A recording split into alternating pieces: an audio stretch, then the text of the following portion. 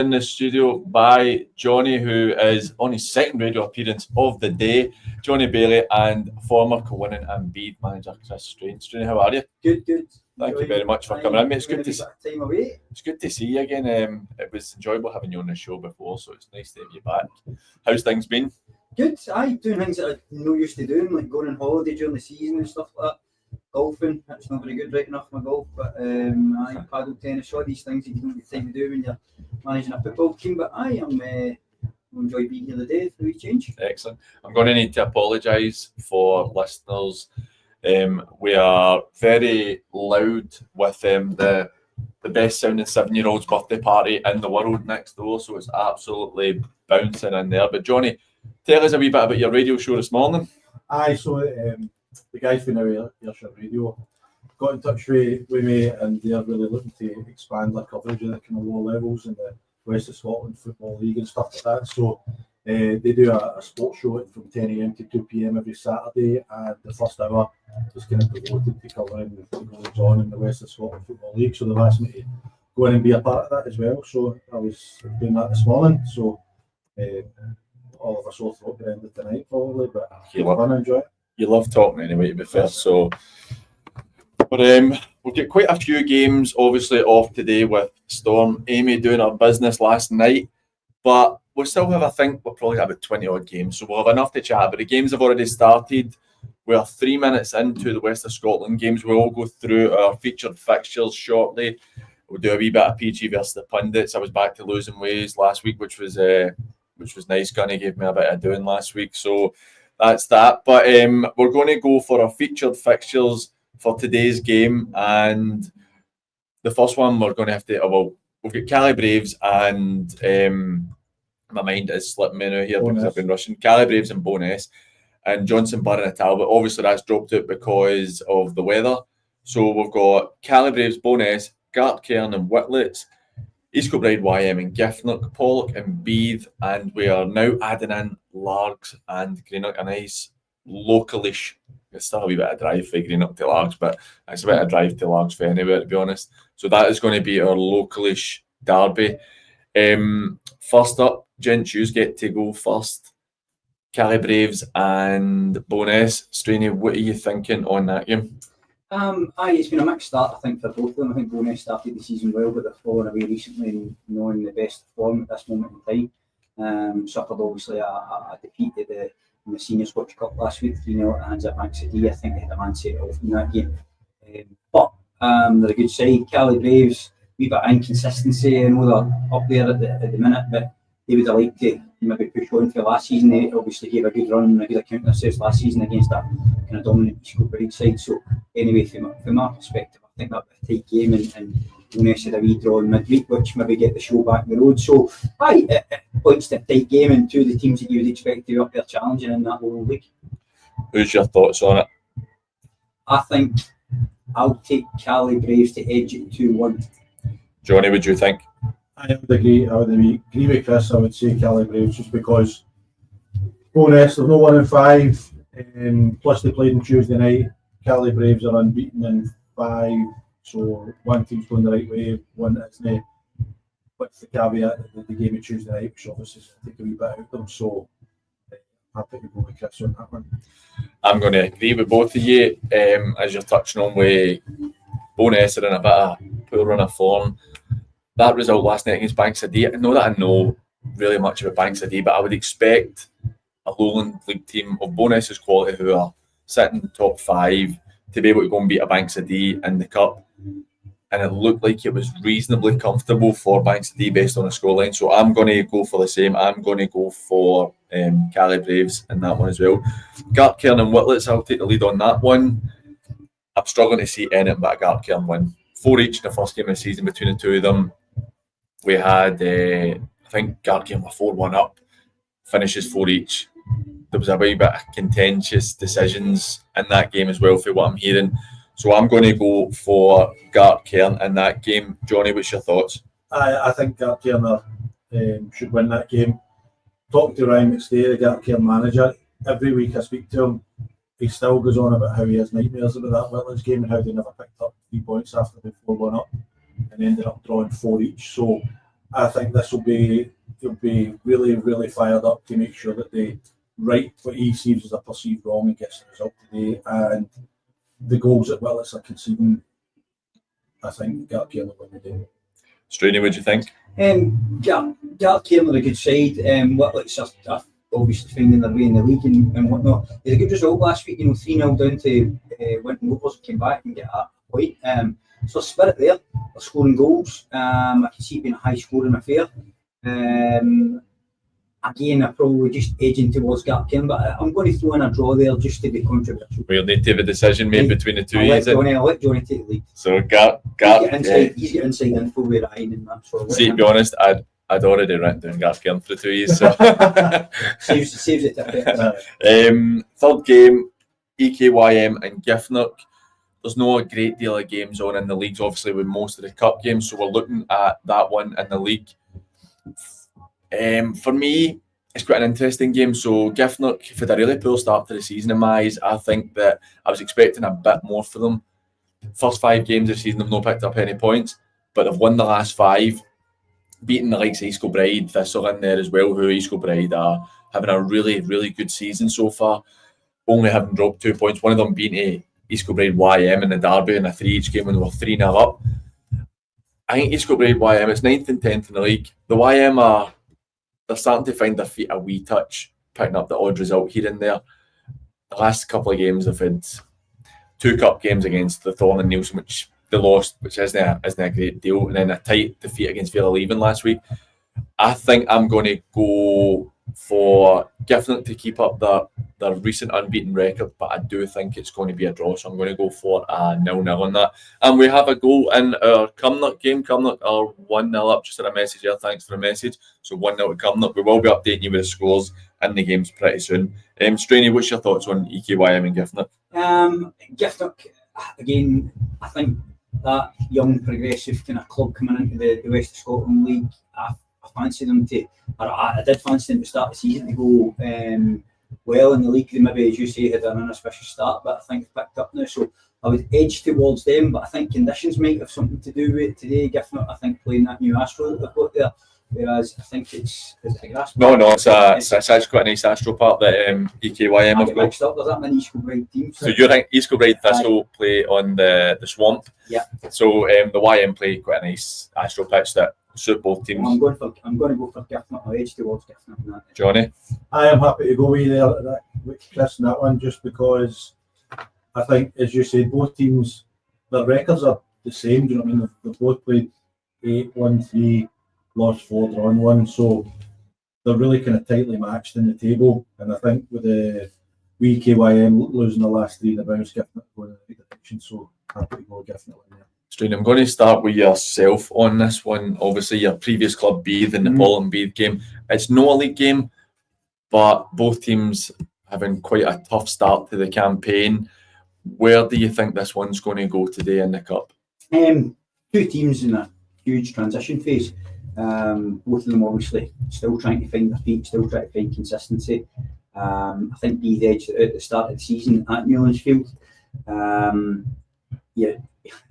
You'll not hear me tipping against Beith, obviously, because of the time that I had there. But I think Paul have made a few signings recently as well, and trying to kind of bolster the ranks with regards to the forward line and Stuart McCann coming back in, which will push them. Yep. I can see that being another tight affair.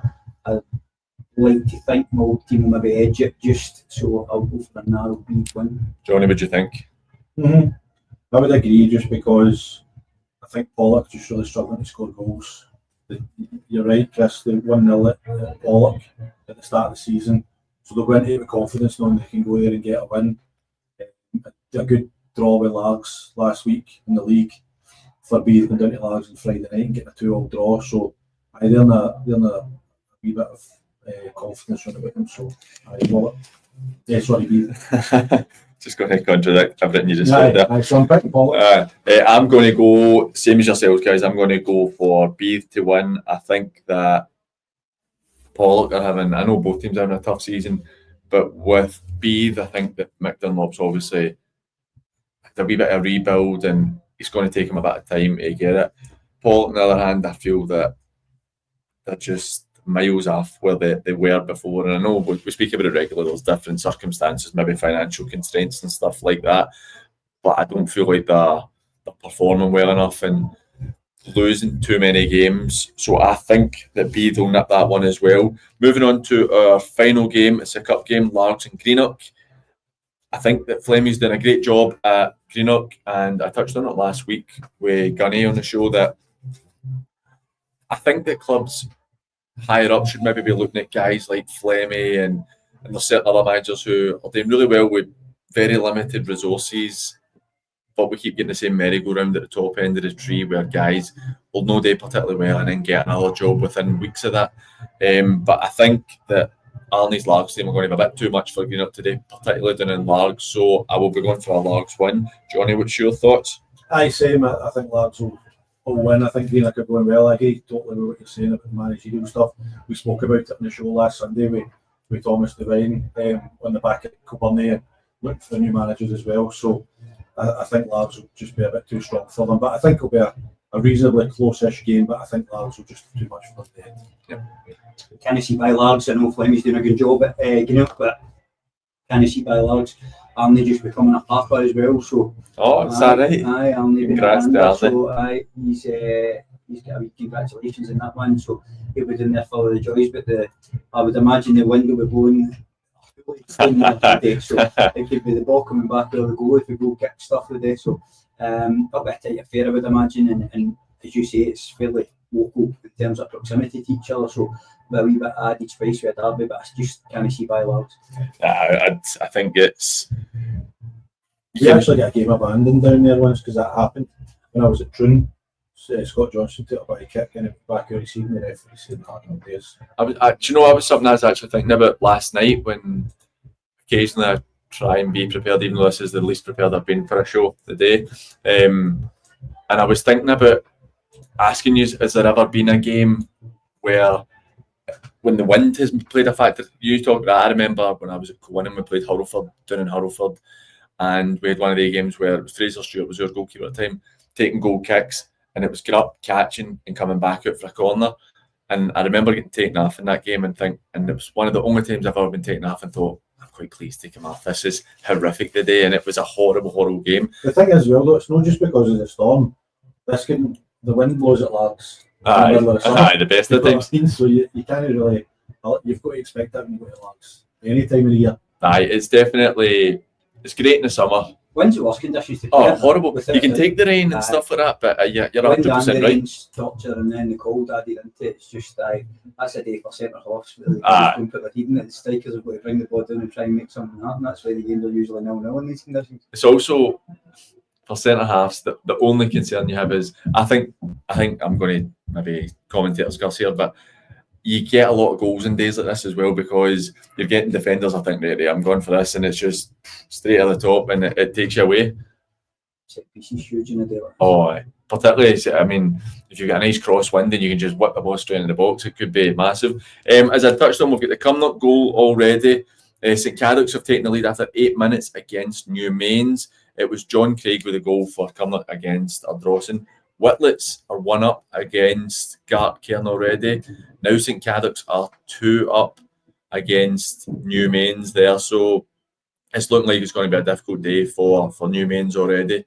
But that's a good start for Whitlets in that game in the first division against Gartcairn. Cali Locals, we've touched on them with our new manager we heard for Stevie Marsden last week. They are now 1-up against Irvine Meadow in the cup there. 13 minutes in, Stevenson with a goal. So that's a good start to the game for them. We're going to touch on, because we've got Straney, a man who's well versed in the Premier League at the West of Scotland level. What's your thoughts on the Premier League so far this season? Very similar to last year in that there's one outstanding team at this moment in time, and the rest are much of muchness in terms of the results can surprise you from 1 week to the next. Auchinleck Let's Start, it's there for everybody to see. They've been exceptional, scoring loads of goals. That's the culmination of probably 3 years transition. And I think the people at Auchinleck need to be praised are not just Tucker and Allen because of how they've gone about it, but Henry and the guys behind, because there was a point in time where, as ridiculous as it seems, that Tucker was under a bit of pressure in terms of this isn't what they're used to and whatever else. But he's a competent manager. He knows what he's doing. You see him in his actions. He's no anything flash or anything like that. But what Tam knows is he knows what he wants for his players. And they brought in a younger band of players 3 years ago, resisted the urge to go and spend serious money when other teams were to try and compete with them. And he's brought them through. They've adopted the culture and now they're reaping the rewards of that. But other teams there, you just need to look at the bottom of the league. I'm very surprised at the teams that are in about the bottom. Caddox surprised me. Pollock and Beef, at this moment in time, and I'm surprised at that. There's some teams that have come up that have acquitted themselves really well in terms of where they are in the league. If you look at Renfrew, for example, co-winning's pretty much the same as that, and these teams will bounce a bit. But there's a new dynamic with the league, obviously, because of the reconstruction at the end of the year.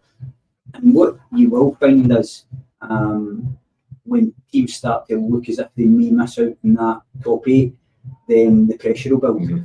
And I don't think many teams, especially the bigger teams with the licenses, can afford to fall into not getting promoted this year, because the revenue with the teams that will go up, the bigger supported teams, will mean that the Lowland League West is probably the place that everybody wants to be next year. What do you think? Both of you have obviously managed the West of Scotland junior level and West of Scotland level. What do you think that committees are going to start doing? See, you touched on when it gets to that top 8 and it's important for the licensed teams to go up. What do you think committees are going to start doing when we get to maybe February time and we've got, I'm looking at the league table right now, and I'll use Cumnock for example, because they're sitting outside the top 8 and they also have the licence. And do you think that you might start getting committees making knee-jerk reactions in terms of management decisions? I don't think there'll be knee-jerk reactions as such, but there'll be, like, teams will have their KPIs in terms of where they're expected to finish, and that'll be set in stone. Cumnock will expect to be in that top 8, absolutely no doubt, and Swifty very well, he's a pal of mine, but he'll expect his team to be in that top 8 comfortably. And if they're not, then questions will be asked in terms of what they've done with recruitment, what they've done management-wise. But come February, it's too late. Like, you know yourself, at this point in time, you've got to be in and about the mix. There's teams there that are, for example, co-winning one of my old teams.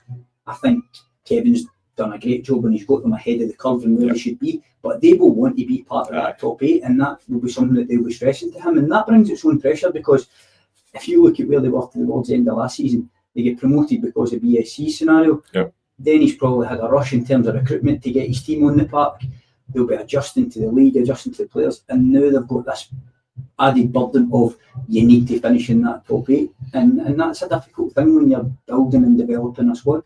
When you look at the league table just now, Johnson Borough are the team who are sitting in 8th place with 9 points. We go as far down as Pollock in second bottom, 15th place with 6 points. So we've got 3 points separating 7 teams who 2 or 3 wins in a row could take you from a Pollock being 15th to pushing for that place. And I actually think that that's kind of how the league could end up playing out, barring maybe 2 or 3 teams potentially slipping away. I think you could be looking at a group of, even I throw in Athley and Drumchapel, who are sitting 12 and 10 points respectively. You could be having an 8 or 9 team bundle who are just chopping and changing every other week.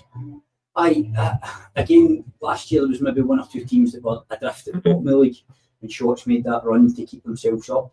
I don't think you're going to get a team that is so far adrift at the bottom of the league this year. So therefore, the amount of points to go around the teams, there's a spread. And that spread, as you say, will mean that 1 week you could be sitting second bottom, the next week you could be sitting 8th, whatever. What we'll say is the teams that have got ambition will only want to be anywhere near that dogfight, because that does become a dogfight. And we've been involved in end of season games where you would rather play a mid-table team rather than play a bottom of the table team. But there isn't such a thing as a mid-table team this year because of the way. See, do you think there's something, Chris, about I've spoken about this a couple of times on the show, like, see the newly promoted teams, you'll know as a manager when you get promoted, your first thought is don't get relegated, keep yourself in the division that you're going into. Winning Rutherglen and Renfrew don't have that pressure this year, because an athlete don't have that pressure, so they've been able to come into the Premier League and play without that pressure, whereas Pollock, Beeves, and Caddick will be thinking, we need to get that top 8. So in a way, the pressure's flipped on its head. These teams have now got expectations beyond where the other teams that are coming up would normally have. I think the club's ambition has a big part in that. Teams with a licence will want to be involved at the higher level that they can. Teams like Atherley at this moment in time who can't get the licence, they're just going to have a free hit at it at this moment in time until we get the new ground. And that can, as you say, quite rightly give them a freedom when they go to play and not playing with that burden or looking over their shoulder all the time. But the flip side of that is you want that ambition. You want your club to be striving to be as good as it can be. And that's the bit where everybody will become a real dogfight come that mid part of the season. Well, Kenny told us on Sunday that every team apart from Atherley is applying for the licence. Is that right? So I was going to raise that because obviously Atherley, they're waiting to they move to the new ground. I wasn't 100% sure if Renfrew were going to do it.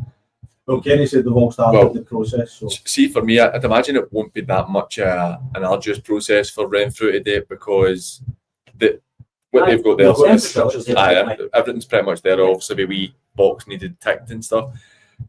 But if that's the case, then we could be looking as far as 9th place. If Atherley continue the run they're in, they're taking out the mix, they won't be getting promoted. We could be looking at 9th place as well, which again, it does make it even tighter if Atherley, just for talk's sake, they have a good run of games and they finish 5th or 6th in the league.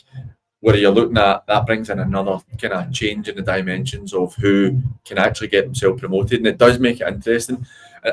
When do you think committees, Chris? When do you think committees start panicking, if you like? So because as we've said, 2 or 3 wins can put you right back in that top 8. So when do you think committees start looking at it and going, do we need to change something? Because committees panic every I know that's a fact. If you don't win, you can see their faces sometimes, but I don't know the answer to that, Johnny. I've not been kind of at that side of things.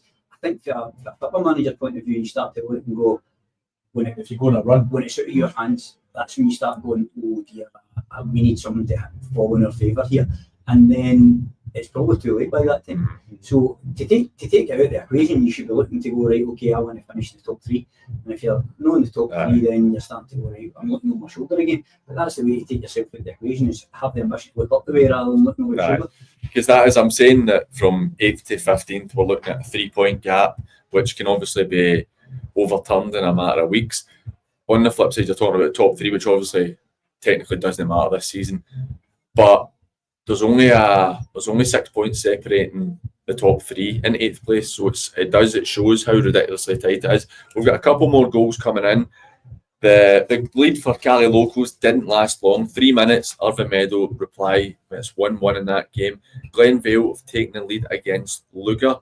Lugar having a real tough time it just now, Johnny, and I think that everybody understands the situation there. But Kyle Craig with a goal for Irvine Meadow, Brown with a goal for Glenvale.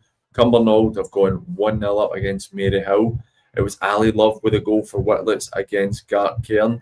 Josh Moore with that goal against Maryhill for Cumbernauld. And then a minute later, it's 2-0 Cumbernauld against Maryhill, which I find a wee bit surprising. Maryhill have been picking up a bit. Surprised that game's on. Well, I know. Is that Cumbernauld? Still surprised. It is very much a mix of what one's worst. In our 4th division featured fixture, East Kilbride have taken the lead against Giffnock in 20 minutes.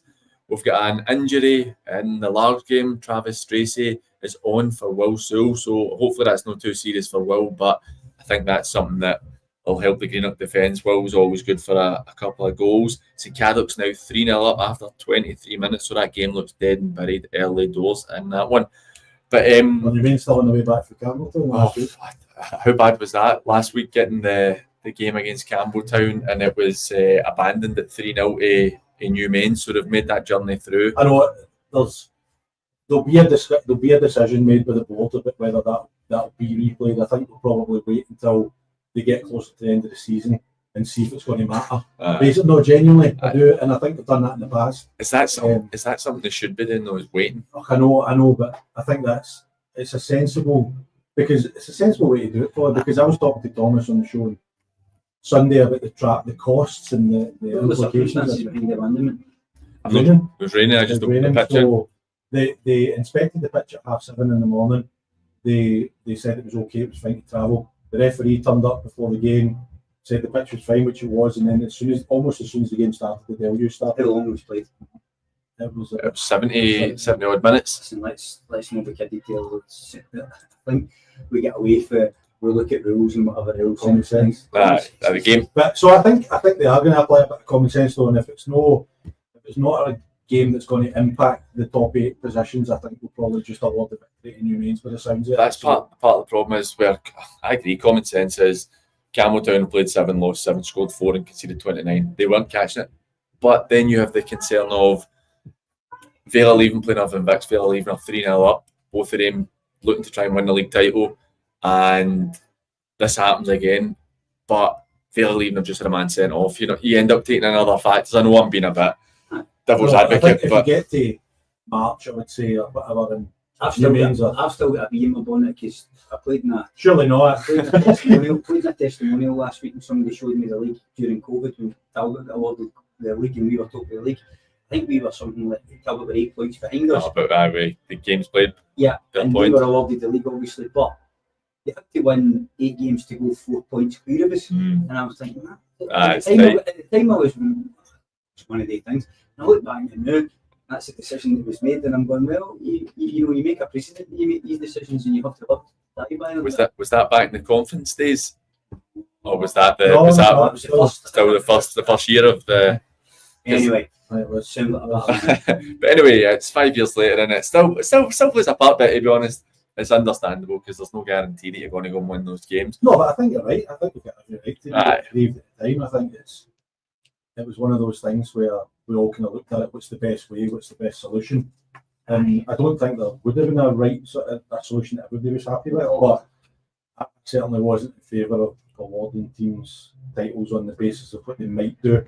No, definitely not. And then you kind of open up all kind of love for that. St Cadoc's now 4 up against 25 minutes, 4-0. I think this is, I appreciate, without being disrespectful, in New Mains, you're expecting St Cadoc's to win that game. But at the same side, St Cadoc's, with the poor start of the season, if they could go and get a 7 or 8-0 win, it maybe just gives you a bit of confidence. Just seen a clip from the Gartcairn and Whitlets game. Gartcairn on their Twitter have said the wind is causing havoc, and I won't lie to you, it looks like it. It's the ball's absolutely blown all over the place. Got a goal in our featured match between Pollock and Beith. Bob McHugh has put Pollock 1-0 up. So far, I think we're getting everyone wrong. We're not having a good day. We're not having a good day, but we get slaughtered for that. 1-0 to Dalry. Dalry have taken the lead against Knightswood, so that's quite a good result for them. Potentially, really well. Keeps them going, and it's a good place to go play. I know he was really disappointed last week. Yeah, 3-1 up and ended up losing 4-3. I saw the fourth goal. It was direct for a corner. It was a horrible way to lose a game of football. But he did say when I spoke to him, he said, "Look, if we play like that every week, we'll be fine." So they're going. The goalkeeper didn't have the best of games for Dalry last week as well. But it's only in the cup, and it's one that they'll maybe be slightly disappointed in if they can get the win, because they'll be looking to go and pick up after back-to-back defeats in the league against Finnart and Ardeer. But look, we are going to take a quick break, and then when we come back, we'll be catching up with more of the results. We'll get more chat with the guys. If you want to get in touch with us, you can get us on WhatsApp at 07396717412. That's 07396 717-412. Or if there's anything you want to ask us, just get in the comments section on YouTube. You're more than welcome to ask, and we'll answer any question you've got. We'll be right back after the break.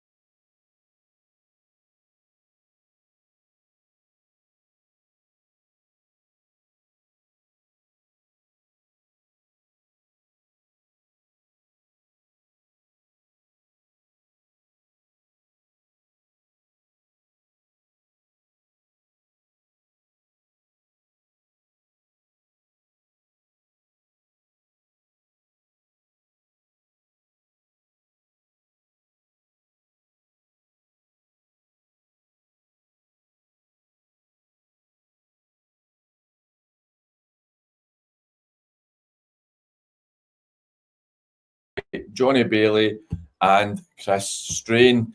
We've had limited games today, obviously, with the weather, but we've got quite a few goals scored just by St Cadoc's themselves. But remember, I want to give a shout out to our sponsors. We have, as always, VSN. If you're watching on YouTube, check it along the bottom of the screen. If you're looking for any bespoke kit needs or anything at all, then VSN are the best in the business. Just give Gary a call. We've got GLA chauffeurs. If you're looking for something for a stag do, a hen do, a weekend away, whatever it is, get in touch with the guys. They will sort you right out. And we also have Roxburgh Insurance Group for all your insurance needs. Don't really know what that means, but if you need that, then these are the best guys you'll get. So, gentlemen, I'm actually going to go on to the Gartcairn and Whitlets. We had a wee chat. Well, I had a wee chat with Ryan McStay, the co-manager at Gartcairn, asking McStay about how things have been for them, and also if they're looking the 4-each draw with Whitlets, like we touched on earlier in the show, about how he feels the team have developed since then. So here's what McStay had to say on the matter. Oh, I've just messed that right up. We'll come back to that. I've hit the wrong button there. My apologies. I'm having a good day. Last week, though, apparently, I say apparently, I know this for a fact, because I spoke to the referee in question with the Gartcairn decision last week. It's a handball on the line, but the referee is giving it as a header, and just by chance, I happened to be speaking to him on the Monday, the referee, and he was like, I could just tell that I had made the mistake. He's like, I knew everybody's reaction, I gave it, and you're going to show him now. But he says, as soon as I realised I'd made the mistake, and speaking to McStay was really honest. Do you know, I've not even seen it, Johnny. No, I've not seen it. McStay was really honest. He said the referee was brand new. He's like, he spoke to me about it. He told me, he kind of talked me through why he'd made the decision he'd made. And I think that, see, for you guys as ex-players and ex-managers, see if a referee can talk you through something and explain his decision, you're a lot more likely to say, you've made a mistake and that's fine, we can move on with it.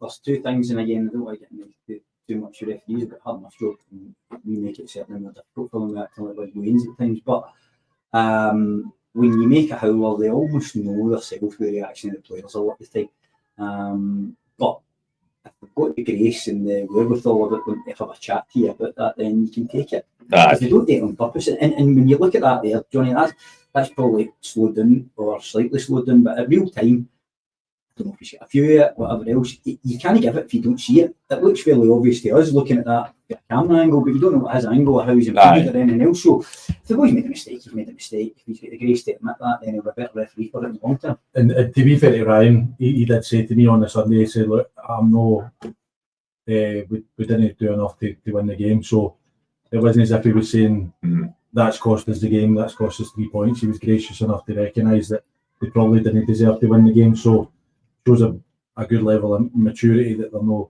pinning all the time and losing and dropping 2 points on the referee. The biggest bugbear with the referees is when they make a mistake and they compound a mistake by then punishing somebody else. Everybody knows it's a mistake, and that's the bit that just sends you over the edge. And I know the referee reasonably well. He's not the type of guy. He is one of those ones where he's went 100% my mistake, and it happens. But I now have the clip. So here's what Ryan McStay had to say. I think the team have kicked on massively for the first game against Whitlets. Obviously, the major disappointment. Bringing away a 3-goal lead when we were down to 10 men, we should be seeing that out. We finished 4 each. So to regroup after that and go on a winning run was obviously it was a delight for me, Dak and Daz, and then obviously the disappointment. Obviously, it's Saturday where we drew 1 each, but I felt as if we'd done more than enough to win the game, and obviously the refereeing decision that I won't talk about, but that's done and dusted now, and our full focus is on Whitlets. And Dak done as usual, done his analysis on them with Thursday, so the boys know what to expect. But again, we always give the opposition the respect, and then for Thursday onwards, it's all about us and what we do. And we've prepped the boys what we want in possession, out possession. So again, but the wind might play a factor, because you know what it's like up there, but it's windy in the summer, so we'll just need to try and play the conditions. And do what we usually do and try and get the first goal and kick on for that. But the boys we've played 8 games, we've won 6 and drew 2. So as I said, the Whitletts game was a major disappointment, but that was another referee decision with the red card that was in it. And then the Saturday we felt another one went against us. So hopefully this evens itself out over the course of the season. But just to get back to your question, I feel me, Dak and Daz have been absolutely delighted with the boys. Have bought into what we're trying to do, and this week's probably the first time we're going to have nearly a full squad. We missed Paul Archibald, he's away on holiday, so apart from that, there's going to be maybe a few boys left out and disappointed. But if you want to win leagues, that you need a squad, they need boys there champing a bit to come on and make an impact. So you've got selections for a headache for the next game. But obviously after this we've got a 2-week break. I've tried to bring the Arvameda game for December through 2 weeks. Hopefully that can happen and we don't go 2 weeks without a game, because at this time of season you want to just keep playing because you know games are going to get called off nearer Christmas. So hopefully we get 3 points and then we'll kick on the rest of the season. Well, just as we were listening to that interview for Imox Day, it is now 1-1 with Gartcairn and Whitletts. So I actually hadn't realised that they're undefeated so far in their reign, which is a very good start. We've got another goal at New Mains and St Cadoc's. It's obviously not going to New Mains, so it's 5-0 to St Cadoc's. Greenock, Largs with a good chance there, but Brown faces... Oh no, other way around. Largs have made a good save from Greenock chance. It was Scott Ferguson with the goal for St Cadoc's, and Thomas Orr has made it 2-0 for Cumnock against Ardrossan. We've got a goal in the Rob Roy game. They have taken the lead, so it's 1-0 to Rob Roy. Glenafton have taken the lead against managerless Kilbirnie, which is perfect timing. It was something I wanted to talk about. Michael Mullen, as usual, with the goal there. So, Colin Spence, a guy you would have played against for many years. Fortunate enough myself to play against him. Excellent player at this level. As much as I really like Spenny, and it's one of those ones I don't want to speak poorly, but I'm surprised it took as long as it did, because I don't think that Kilbirnie, they've gone now from being a Premier League club to a middle of the road First Division club in the last couple of seasons, and it's been a really tough spell for them. It's been a bit too hit and miss for me. Kilbirnie on the habit of chopping and changing the manager. They've got a kind of committee down there that like to stick to the manager and give them the time to do things their way. It's been disappointing, there's no doubt about that. I played at Kilbirnie. It's a massive potential, Kilbirnie. They've struggled obviously with budget constraints, as a lot of the teams have, but it's like you can limit budgets. I don't know about you guys, but your budget is what your budget is. Yeah. Like, it's one of the ones, if you handed Gordon Ramsay a bag of ingredients the same as me, he would make a better job of it than I would. So you've got to make the best of what you've got. And that's the bottom line. That's your job as a manager. You accept that the budget's there. If the budget's not to your liking, then fine, you can find a better budget elsewhere. But if you've got that budget, you know what the budget is, the constraints are there, it's up to you to make a fuss of it. And you can even look at that at a higher level, at what Celtic, and I'm looking at Brendan Rodgers just now and I'm thinking, right, he's not getting signings and there's a furore about maybe no spending the money that they've got there. But he's got to do better with the players that he's got there at this moment in time, and that's tantamount to everybody across the board. You know your budget, you know your playing squad. If you've got money to spend, spend it. If you don't have money to spend, make the best of what you've got, and that's a manager's job. I would definitely agree with that. Johnny, what's your thoughts on Spenny leaving this week or the end of last week? I think we seem to have been waiting for ages for them just to kick on. You know what I mean? It just seems like this will be the time where they'll kick on, and it's just not really happened for them, to be honest. And like you said, it's probably no surprise when you saw that result, getting beat 2-0 home to Lanark, who hadn't won a game all season. You get the feeling with some games that you think, oh, that could be a nasty one that could cost you. And then I think they struggled against BSC, Cali Locals in the cups in the weeks. They only beat Cali Locals in penalty. And I think these kind of things all kind of build up, and then the result last week against Lanark was probably the straw that brought the Camels back. You guys know more about that league than me and whatever else, but where do Kilbirnie turn at this moment in time? They're not going to capture a big name like manager, for example, at this moment in time because of the said budget constraints. Who do they look to take the project on for them to get them back to the Premier League? That's the question that they will be asking themselves at this moment in time. But I'll look about and I go, is it somebody within that league that knows the league, that can see the potential within Kilbirnie, because, as I say, it's a big club. Definitely. You know, if it got itself going in the right direction, you know, the momentum can build very, very easily at a club like that. But do you look at the area, Chris, as well? Do you look at the clubs like the managers at Ardee and Dalry and places like that have almost built clubs single-handedly, from scratch? Well, I'll give you the and if list. you've not got the budget to do, then that's what you're going to need to do. And by the way, I have heard that they have approached someone, but I can't name. Well, I'll name who I've heard, right? Right, Because I don't really care. I'll say anyway. So I'm hearing Kieran McInnes getting an interview on Monday. Right. I'm hearing that Ross Cusack is interested. Oh, sorry, that's me misspeaking there. I'm hearing that there is interest in Ross Cusack. There is interest in Ryan Caddis, Derek Anderson, and John Hughes. So that's what I'm hearing. Now that could be a lot of rubbish, right? But I know the Kieran McInnes one, I've heard for quite a few different people that he's getting interviewed Was on. Kieran not meant to get into Glasgow United? Yeah, still there. He's still So there. that's where he is just now, and he's doing well. The likelihood is that list isn't accurate. There'll be a couple that might be accurate. So I'm just saying that I have not heard from any of these managers myself. see, with it being disrespectful, the person that sticks out in that list, with it being disrespectful to any of the candidates on the list, all the teams that they're involved with, but Hughesy at Gaelic Clyde sticks out a mile for me. He's done a great job, took them up back to back. He's probably limited again with the budget there. He's somebody that the players seem to buy into, and if he was interested in it, I don't know whether he is or he's not, but that's a name that jumps out that list for me. I played with Keary, I think we played with Keary in United together. Great understanding and knowledge of the game. But again, that's back to this what you spoke about at the start, that managerial merry-go-round. When do the guys that are doing a good job at the lower league clubs get their opportunity to build and on that? That you're mentioning John Hughes there, that's where I think that on the flip side of John's got a lot of experience and he's done an incredible job for me with Gaelic Clyde. On the flip side, that's where you get a Ross Cusack who has, I think, done wonders with Muirkirk. I mean, the fact that this is the best Muirkirk team in a sense that they've ever had, with a young squad over the last couple of years. He's now sitting in 7th place, looking at if he stays there, potentially getting into the Premier League, which I think would have said years gone by would have been impossible for a Muirkirk side to do that. So he's on the other side for me, where he's a younger, fresher manager. But John is a more experienced manager, but has done it all the way through the lower levels, every single league. And I think that's probably the road I would go down if I was Kilbirnie. I'd be looking at somebody more like that. More like a John or a Ross. I think so as well. I don't know if you agree with me, Chris, but I think going into a club like Kilbirnie, I feel that you need to be experienced. I do too. Like the sport, again, is something that you can't underestimate. You know, the bears behind you, you know, showing their displeasure or whatever else. And it's not a place for somebody to go and develop as a manager. It's a place for somebody to go and grab that club by the scruff of the neck and drag it into the right direction. And again, back to senior football, we're seeing this at this moment in time with Russell Martin at Rangers. Like, he's probably underestimated the size of the club that Rangers are. And as he tries to put his stamp on it, he's maybe going about doing things the wrong way. So you're looking for somebody that's got a body of work that you can rely on, that they can drop back and say, do you know what?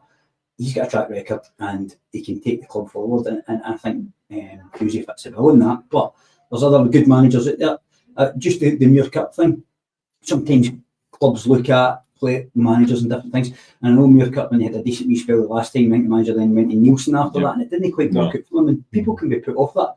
You've got to see by that, and you've got to look at the coach and the individual person, and then say, what are your credentials? How well have you done? What's your ability to bring in players? What do you know out with your club as well? Because that's important, because you can become entrenched and do well at a certain club, and then you've got a bigger club, and the weight of that club, you know, the expectations and different things play on you. So you need to know what they know out with the club. And both of those guys, as you're talking about budgets, worked on limited budgets, and I think that's because Kilbirnie they're not financially in the position they were in years gone by.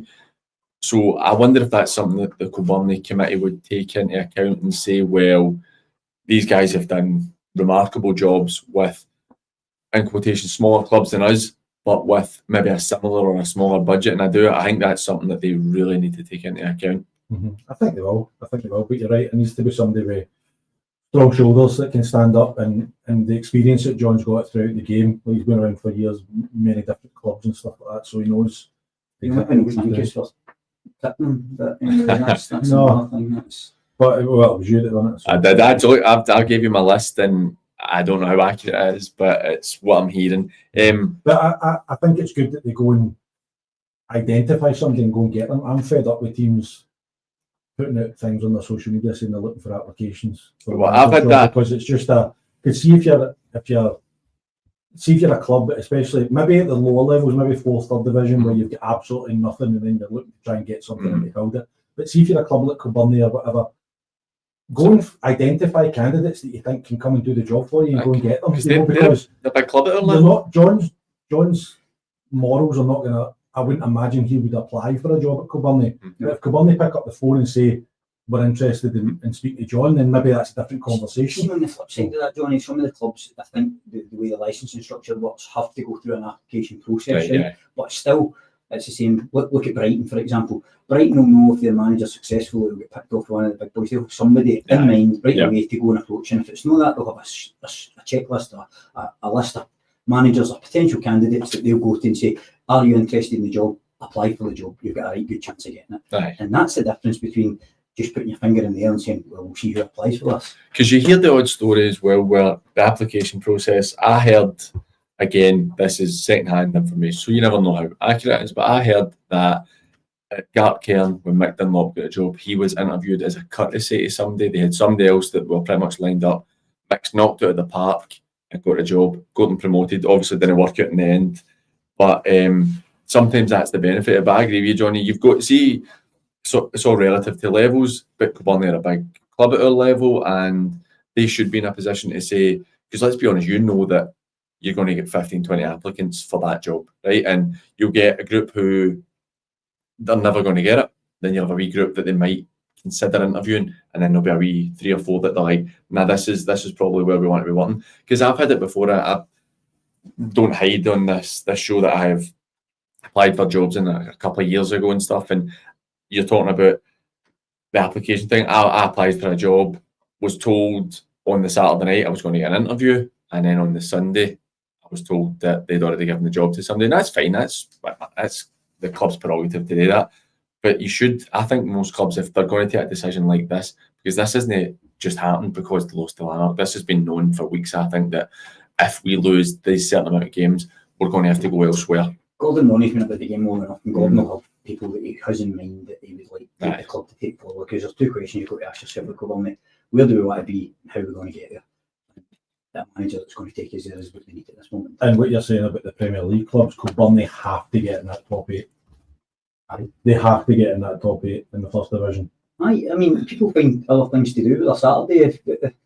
Put it this way, football fans are fickle, you know that yourself. You played in front of many of them many a time. They want success. They want to see their team winning. And when they don't for a prolonged period of time, you usually get that period of angst and unrest, which you can see at certain clubs at this moment in time. But after that, there becomes apathy, and that's what you don't want to see. And you would rather have the angst and the unrest with people spending their money to come and watch the game and voice their displeasure than no come at all. And I think, see, when we're talking about, when I'd asked the question earlier about, do we see clubs February time going, right, this is getting a bit too close for us, do we need to change it? We're only 8 games in, there's 22 games left. Kilbirnie have given themselves enough time. And I'm saying that as well, that there is like 8 games in, but they are only 2 points behind that top 8 spot. So that is a win change, you know what I mean? Yeah. When you ask me that question, you don't really have time to process what you think is the right time. But a manager going in there needs to have the ability to spend the time changing when what's not going well, and then hopefully take them in the right direction. So I think if you're waiting to February, you're probably too late. I'm kind of a slightly different opinion of the fact that, see, if you're only maybe 3 or 4 points off by February, you still get 3 months, 2.5 months, when it might only be a couple of wins that could change it for you. And you know, a lot of the time you'll get that managerial bounce as soon as somebody comes in. Even if players revert back to type, you might get enough of a bounce to get them through. But we've had a couple of questions in. One for Craig McKee that I'll keep for later, trying to put you in an awkward position. And the other one is from Mike Cameron. In terms of the New West Lowland League, will there be 8 clubs that meet the grounds criteria given Bees struggles to be able to compete for promotion in recent years because of the ground? Well, on that, Mike, there definitely is. There's enough clubs that are going to be able to go up. And as Johnny had said, that technically we could have 15 clubs who fit the criteria to go up, so that's not going to be any concern. I don't think the hill matters until they get to League Two anyway, does it? Because that's what happened to Bonnyrigg. No, that's what happened. You get bronze level status, which then there's requirements on park and pitch. And by the way, 90% of the grounds at their level, bronze level, isn't achievable. So the Lowland League becomes, or the Lowland League West as it is, becomes a ceiling for a lot of the clubs at their level at this current moment in time, because you can't go up into leagues unless you get bronze status. That was something that was actually, I don't know if it was on this I was asked or somebody had asked me about it, about clubs trying to get up.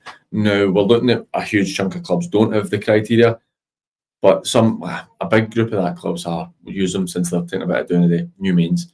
New Mains don't, I wouldn't imagine, as it stands right now, New Mains don't have any aspirations to go to the Lowland League because they know the situation they're in, they know the challenges they face, and that's another goal for Glenafton, 2-0 up against Coburnie. Wonder if Coburnie will be able to do an Invergordon and put a bit of pressure on Glenafton after they were cruising last week. Did you have discussions with Beith when you were there about potentially going down the licensing route, or was it never really? It's a big reason probably why I'm not still at Beith in terms of like the club, but a lot of it was out with the club's control, especially that first year. They looked at who actually owned the property and what they could do, and then second year we went and won the league again. If I'd had the ability to go up into the Lowland League with the players that we had at that point in time, we'd have kept that team together. And when you see what Clydebank are doing, obviously at this moment in time, that's the bit where you've got that wee green-eyed monster. You thought, well, what if we could have kept that together? We could have maybe been approaching League Two but at this point in time, well, it wasn't to be. And unfortunately for me, the players, and the club at that point in time, we were probably ahead of the curve in terms of where they thought they would be at that point in time. Would it have made any difference to you financially with the club going up into the Lowland Leagues? Because obviously looking at, speaking to Craig McGee, who's got a question for you later, we were talking, I spoke to him the other day, and he was saying that Talbot have got a 4,500 capacity that's approved capacity. So obviously we know these clubs are well supported at the time. Clydebank, your Cumnock, your Pollocks, stuff like that. You've got good attendances in the league, and you'd have been moving into the Lowland League with, at the time, Broomhill, your Gretinas. Would you have benefited financially getting into that league, or would it have just been a case you'd have been able to hold on to players because you've moved up a level? That's why we held on to players, because they wanted to play at the highest level they could both play at. But the flip side of that, it would probably have been a financial burden in Beith going up, getting the accounts and the gates that they would hit. So, from a committee perspective, you're thinking, yeah, I want to do this. Then the people who put the money into the club are thinking, I'm going to have to find more money to keep this together. Do we want to go up? They're relevant questions for the people who are custodians of the football club. But the flip side of that is, you'd have been ahead of the curve at this moment in time, and you would have had the longevity of that young squad managing to stay together, which could have brought other riches in terms of cup runs. Maybe, we went out to Bowness Athletic last year in the qualifying round. They've got us in as well if we didn't play well in the night, and that revenue could have been that, bridging gaps between other teams, and to get into the proper rounds of the Scottish Cup by having that licence. You're 2 victories away from drawing a tie that can really financially change the landscape of a football club. So basically, you overachieving with Beith, that's why you're not the manager there anymore. I know you're putting words in my mouth as a joke there, but the flip side of that, when Beith weren't able to go further, I'm an ambitious manager. I'm ambitious in terms of what I think I can achieve in my managerial career, whether that is my own false opinion of how high I can go. I think I can manage at a decent level. I think I've got the ability to do that, but you need to be able to match that with club's ambitions. And at that point in time, Beith were not in a position to take the club forward, and we didn't. We were all big and grown up about the whole scenario. I needed to do what was right for Beith at that time, and that's why I left, because they needed to re-sign a full new team, because a lot of the boys were out of contract. They'd already agreed contracts, just what you guys were talking about earlier on. People tapping them up and offering them good money, and fair play to the boys, they deserved it in terms of what they achieved over that period of time. So to get the rewards is great, but it left me thinking, I've got a job to rebuild this team. Can I do that?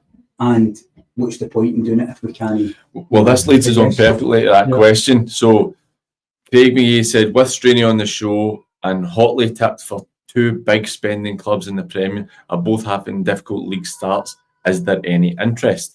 So Craig's basically asking if there's any interest in you from clubs if you're... There's not been a club contacted me in the Premier League.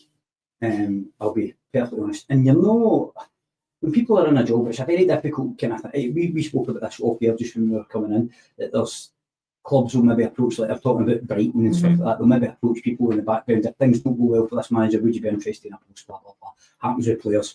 We can sign you, would you be interested? And we were talking about that tapping up process and different things. There has to be a job for me to apply for. And ultimately that will come down to somebody not doing their job well enough.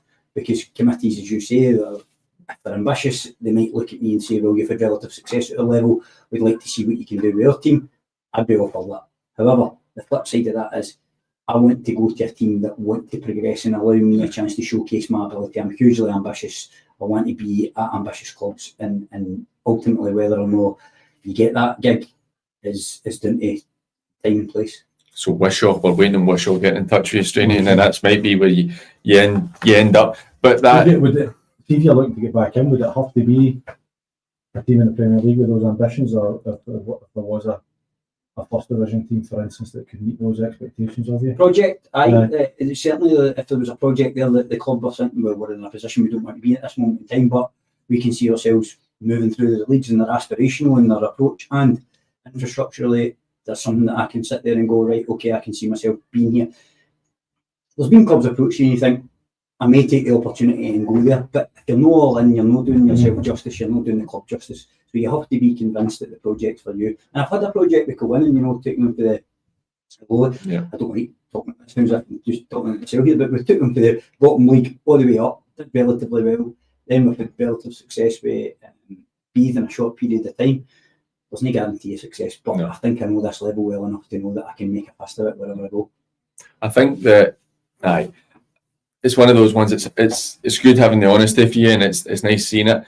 Would a club like Kilbirnie, you've been there, played there, and this isn't me putting you in this spot, but would a club like Kilbirnie, would that be something that could interest you? Kilbirnie would interest managing me, but probably not at this point in the juncture, because of where they are and because of where I see myself going. Again, they've not got the licence at this moment in time, and they're probably going to look to get that. But again, that licence, then by getting that licence, there's infrastructure costs, which then mean you're not able to spend on a player, and then you go, right, well, this is a long-term project. You've only got a shelf life for a manager of maybe 10, 15 years. It's a short game, and you also see that, I know we're running out of time, just about to go to a break, but you also see, you touched on Celtic with Brendan Rodgers, sometimes you only have a shelf life with a certain club for a certain length of time as well. Absolutely. And with a lot of managers in modern football, it might only be 3 or 4 years, and then it's time to move. So maybe the decision to move for Beath was the right decision at the right time as well for yourself personally. Maybe no for the club, but again, it's one of those ones. But look, we're going to go to a break, and we'll be right back after these.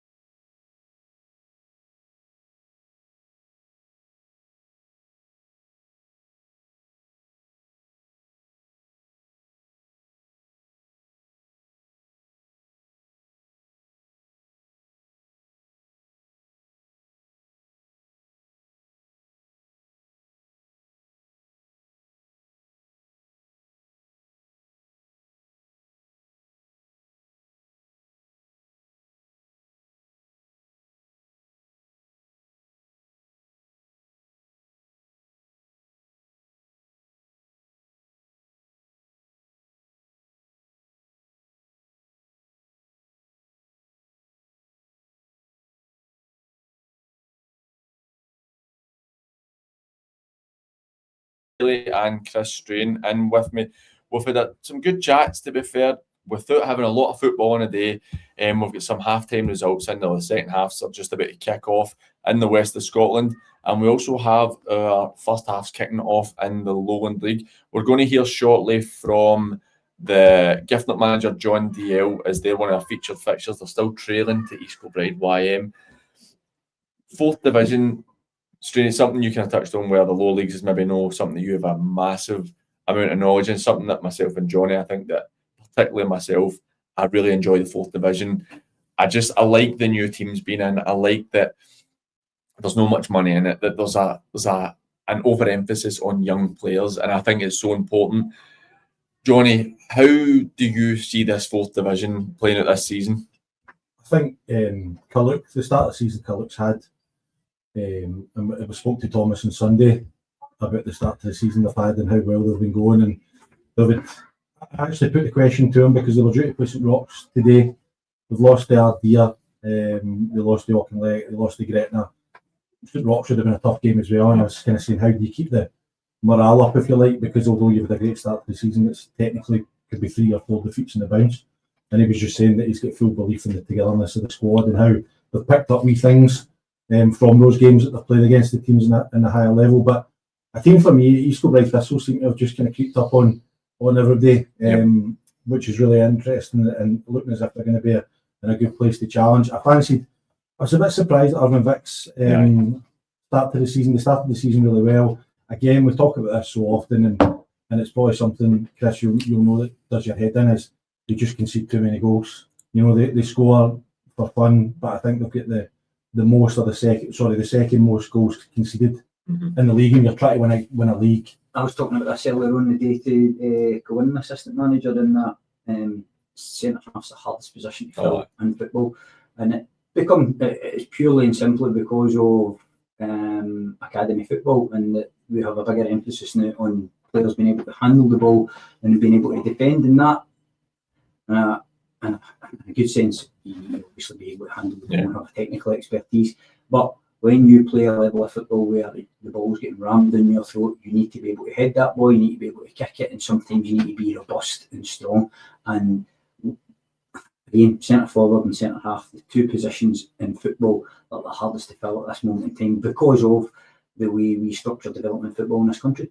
Mm-hmm. Yeah, and I think that you look at Irvine Vics this season, I think the amount of times they've lost games from winning positions or drew games from winning positions as well.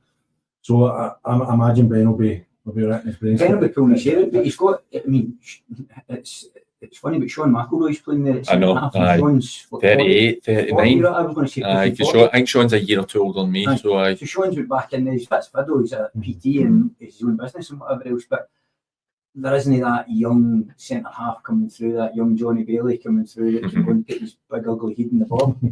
See, for me, you touch on that, and I think it's vitally important. It's something I think that is massively important, where it sounds in modern football, when you talk about it, it sounds like you're being a dinosaur, but you need to sort that defence first, because there's, particularly at this level, particularly in the 4th division, there's always chances you'll get, and you will score goals, because barring... Even when you go to the higher levels, though, even you look at the Premier League in England and Scotland and stuff, how many times do you see centre half going up for headers and challenging for headers nowadays? It's because as soon as the ball comes out, they just retreat, you know, and they'll sit in the edge of the own 18-yard box or the second, third defensive third of the park. So it's going out the game, I feel, in general, you know, and like Chris says, the young boys just now, and that's where I'm obviously involved in at Maybole, but that's where teams like us fish is that kind of pool. And there's you just don't get. And we actually brought a boy up. We played a bounce game against Whitlett's 20s on Wednesday, and we brought a boy up for St Rars, just came back to a cruise ship. And I instantly fell in love with him because he was an old-fashioned centre-half. He made good decisions. He won his headers. He cleared it when he needed to clear it. And I was like, George, sign this boy now. Just because he is that centre-half, and they're so rare nowadays. I think that you touch on it with academy football and even boys club football to an extent, where it's all about playing, and it's where you look at, I can't remember if it was Capello that had said that about Pep Guardiola had ruined Italian football because everybody thinks that they should play open and expansive football. But football's changing again. You get the cycles, like you had Mourinho's cycle where he was just a master tactician. He's outdated now, and Pep's cycle came in. You now look at Man City where they're no the team they were unless you have the ideal players for that. You're not the same team, and you're seeing a This bit of- debate's raging in football all the time, you know, Aye. in terms of whether it's philosophy or winning. Right? What do you put first? Now, you look at your Ange Postecoglou's, your Amarims, Guardiolas. These are guys that have had great success to get to where they've got to. But if I'm playing against them, I know how they're going to play. So Aye. right away, I'm going, right, okay, so we can negate this and we can negate that. The worst thing as a manager, when you've prepared all week, and you heard Brian McStay saying they'll have done video analysis and whatever else, the worst thing ever is for somebody to throw you a curveball and you go, well, I wasn't prepared for that. And that, at this level, I get the process. I get them wanting to build on a process and having a style of play. I get that. My emphasis as a football manager is always to play in the front foot, get forward, go and score.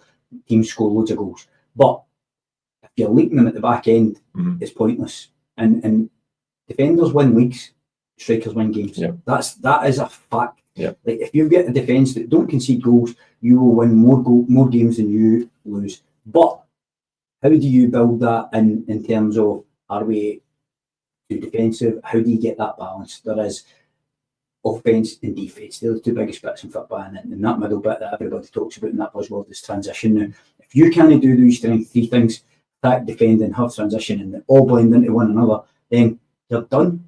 You're done. There's no point. So you could be the best attacking team in the world. You're alluding to Irvin Vicks there, and I know the wee boy Sam Truesdale looks a great wee player on loan for Corner.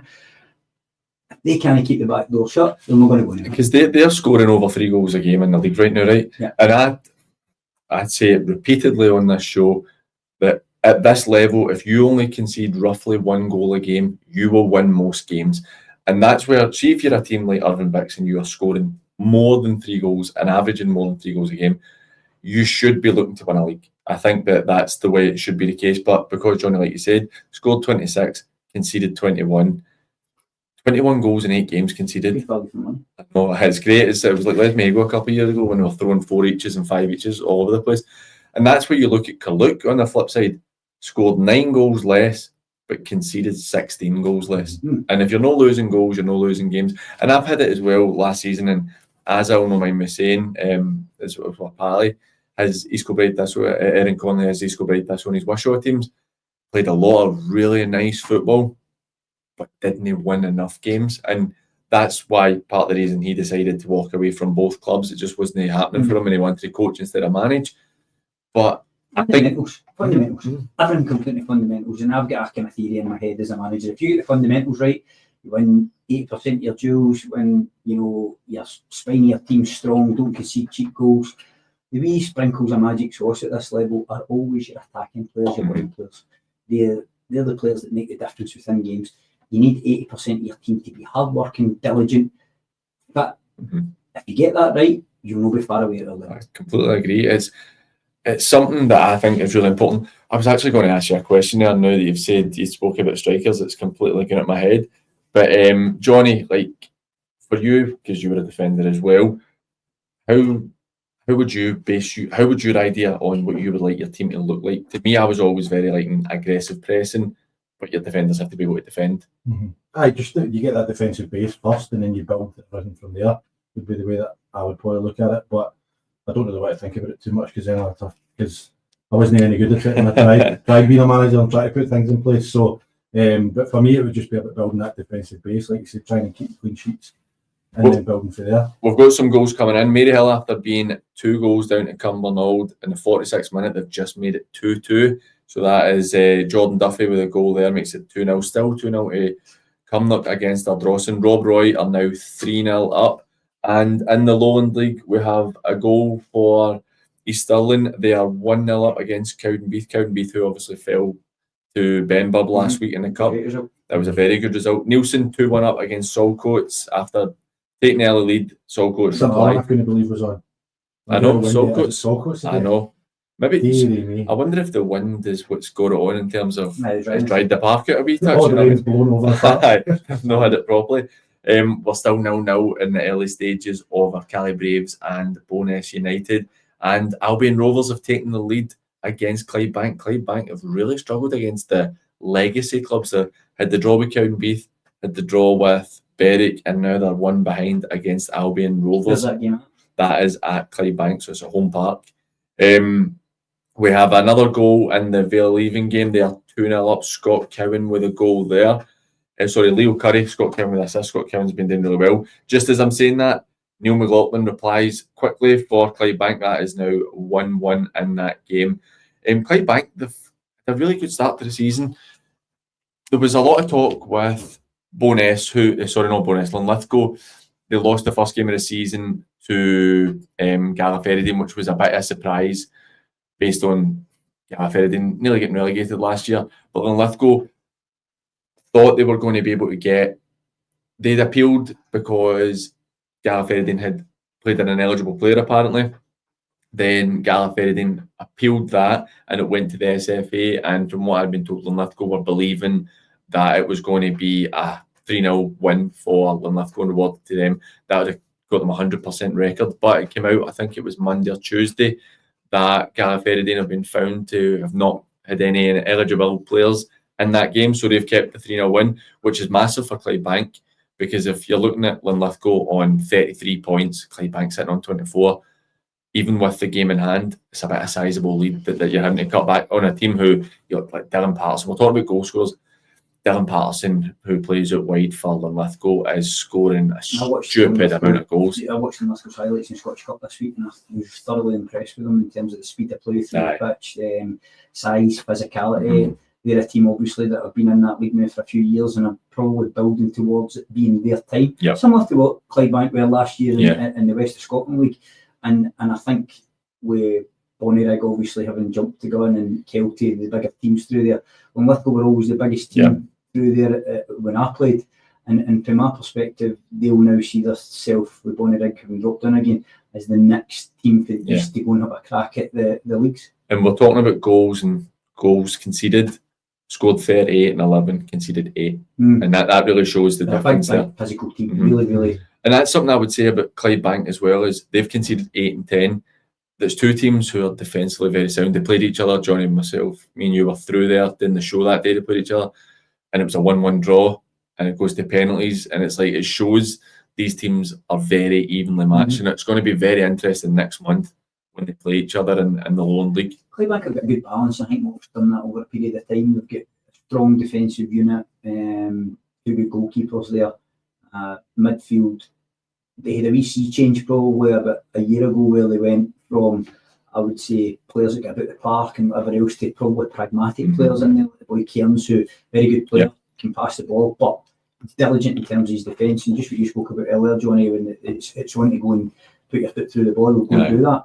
And wee boy Nicky Lowe, they've got a talented player who's played across the league, so they've got a good balance in there. And up front, they'll always score goals because they've got good players. So Clydebank have got a real good mix. They'll be consistent because they've got that balance in their team. But I think the standout team that I've seen in that league at this moment in time is Linlithgow.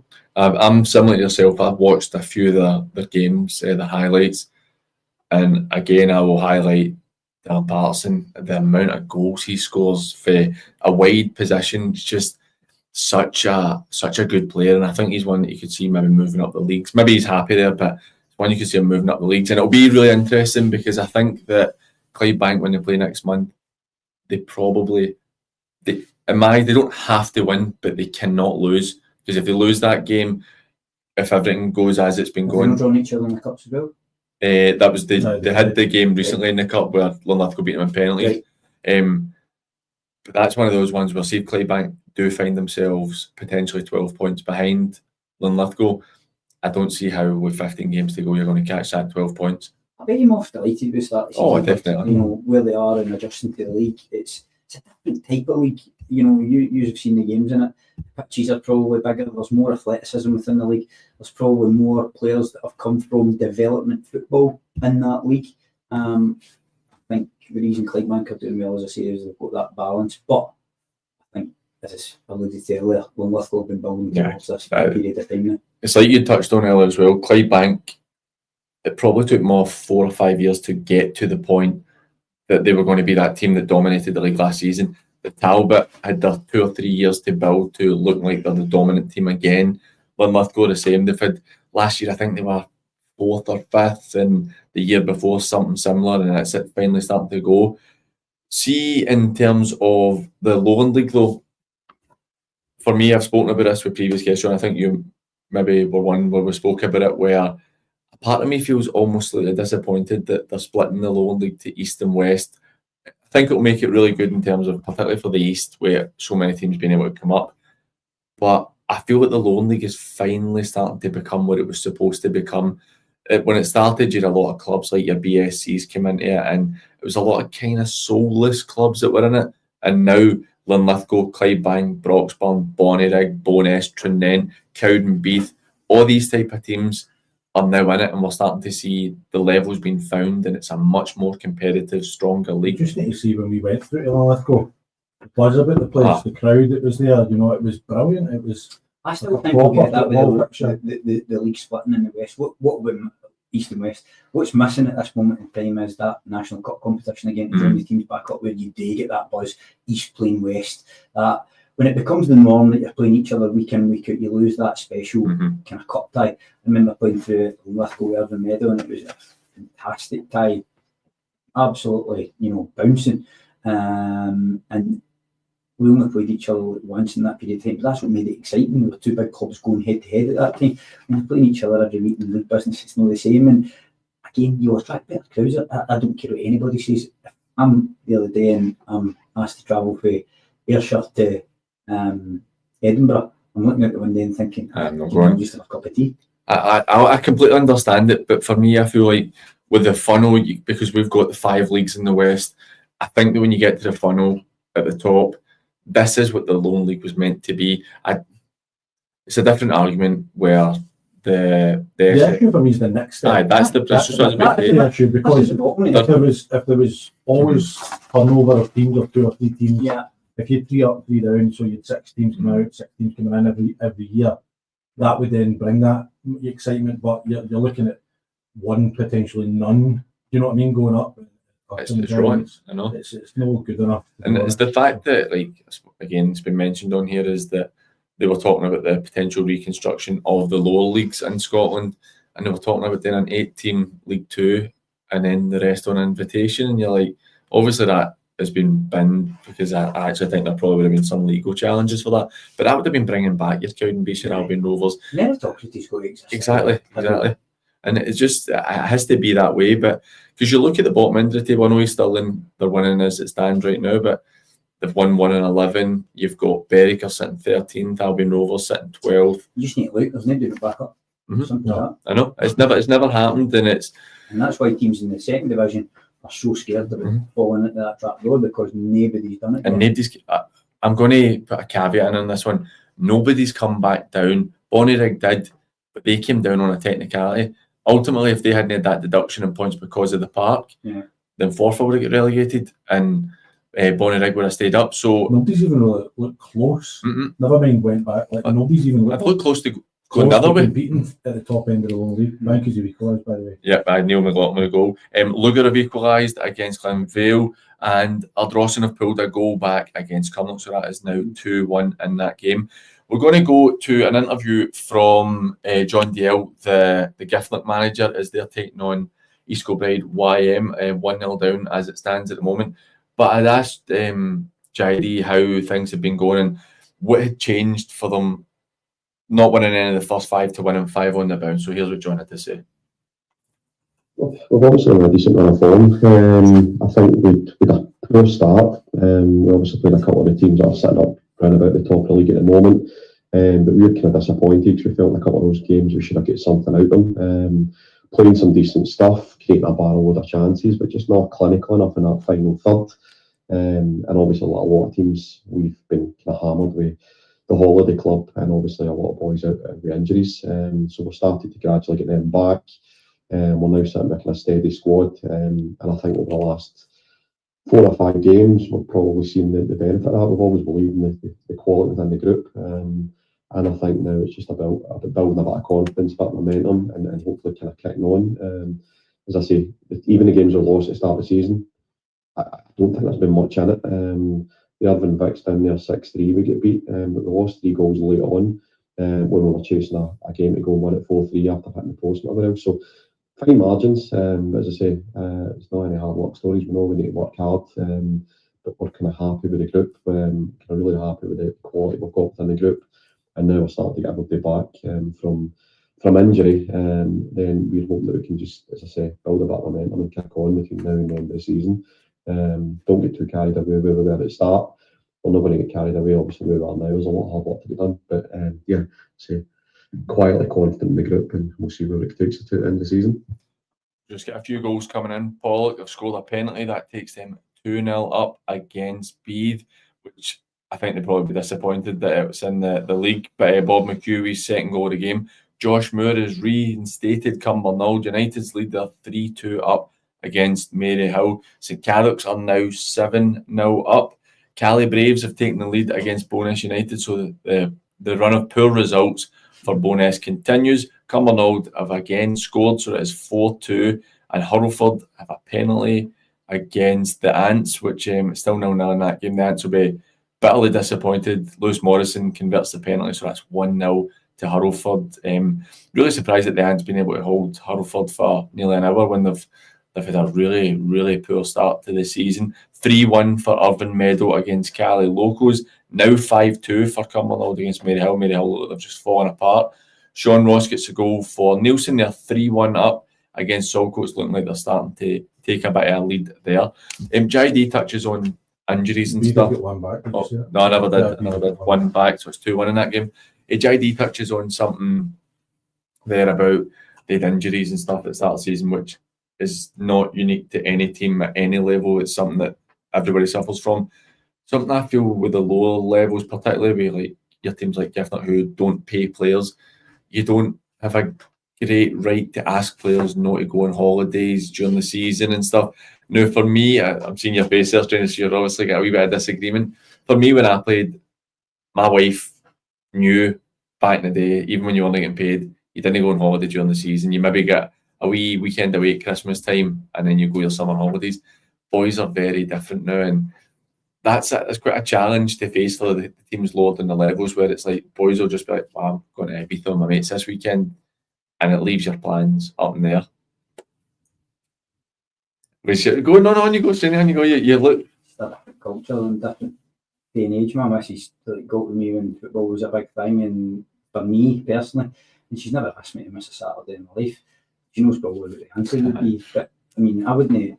She knew this as well. Like, I remember playing when Ben was going to be born, and like, she was like, "Are you going to leave at any point here?" And I was like, "Well, I'll see you after the game." That's, you might think that's maybe a bit draconian, or you look at it as an old guy with misty-eyed about the old years. But my middle boy was due to play last night. The game got called off. But one of his teammates was going out for dinner with his mother-in-law That's the because same. it was her birthday, and I'm thinking to myself, yeah, I think this to happen at this point. I know, in time that when is- you have got no chance of going anywhere. And I mean this because there's a lot of talented boys play football, but they don't prioritise football beyond anything else in their life. And it's such a shock. We're sitting here, we've had great times in football. It's probably it's given me my life, it's given me a lot of happy memories. It's also hit you a good boot in the stones a good couple of times. Yeah. But that adversity teaches you life. And if you're willing to drop things at this, drop your hat to prioritise other things, then it's not going to give you back what it's given us. And that's a fact. And that's just how I look at it. What you put in is what you get. Well, I even look at it now where you're saying your wife would never ask you. We're going away for the weekend soon, and my wife booked it. I knew she was going to book it, but she booked it, so we'll go away on the Sunday and come back on Tuesday. And she's like, "Oh, you got the radio," and she knows that's my extension of football now, because we got together when I was 19. Yep. And granted, like I just don't like I had a great career in football, but that was, to me, there wasn't any missing. I'd have chucked jobs before I stopped playing with football teams. You know what I mean? That's the way I was, and I'm not saying everybody should be the same, but I agree. I think the mindset is very different now, and it is like, I was talking to a guy I'm pals with who I used to coach his son when he played boys club football many years ago, plays in the west of Scotland, and I'd said to him, I says, "How's he getting on?" And he says, "Oh, he's at the team just now. Him and his pals went away for the weekend." He's like, "You just got to take his medicine until he gets back in." You're like, that is fair enough, but at the same time, like, why are you going away? Like, why are you going away? I've got a real umbrage about it, and I'll not go over it. But it's, I believe social media and the life that people are able to portray through social Mhm. media leaves people with a green-eyed monster that they want to showcase their lives and what they get up to and all the highs in their life to other people, when actually it's good just turning up your mate on Saturday and winning the game of football and having a few pints after it. And nothing beats it. And that's funny, like me and you, John, we've spoken about this quite a few times, and it's been things like management wasn't for you, so you step back. Like for me, I love doing this. I love having the channel. I would still happily, probably not be a manager, but happily coach with somebody, and I'd be happy to get involved in that. But it's no the be all and end all because I have this and this is my football fix. Even though management's not for you, you've still kept yourself involved at clubs. Lugar, you've went with George at Lugar, and now Mabel, and you're still involved in it, and you do this, and you now get the other radio commitments as well. And it's because it's such a big part of your life. And to me, like I'm even doing it. My son and daughter play. My daughter doesn't take it as seriously as my wee boy does, but I say that he's only 6. But to me, it's like you don't miss training, you don't miss games, because if you miss that, you're letting your team down. Now, in certain circumstances, you might have to, but other than that, it's still a priority in your life, and you've made a commitment to clubs that you should be playing. I can't believe anybody would want to go for dinner with their mother-in-law. I know. It's, I love that you've sat that long with that. It's madness. I'm sure she is, but it's just madness. It's football was such an enjoyable part of my life when I was playing it that you wanted to do anything you could to play it. I would play it 24 hours a day. I'm sure we were all the same if you could. So any opportunity you got to do it, you did it, and that was the priority. It was all, get a game on Saturday, right? Okay, what are you doing? Everything gets rearranged round about that. So if you get in on after work, it's on a training night. If you get in on a Friday night, you're taking the car, you're not drinking, you're home early, all that kind of stuff. But I say the kids these days, I sound like an old man. The kids these days, it just seems like football's not a priority, and I think that's going back to what you were saying earlier, Chris, about the youth development stuff. Is that because the kids don't enjoy it as much as we enjoyed it? Because we were very simple, usually playing in boys' clubs and things like that with our mates that were all local, and we enjoyed it. And I'm still pals with boys that I played boys' clubs with. You don't have a chance 30 years ago, So, whereas they're going away up to Glasgow or Motherwell or Celtic, whatever, they don't get the chance to just go and enjoy football. It becomes a joke, barely for them. And it becomes very stale as well. I remember my time at Pro Youth, it was the non-competitive stuff until you were 17, and we always kept score.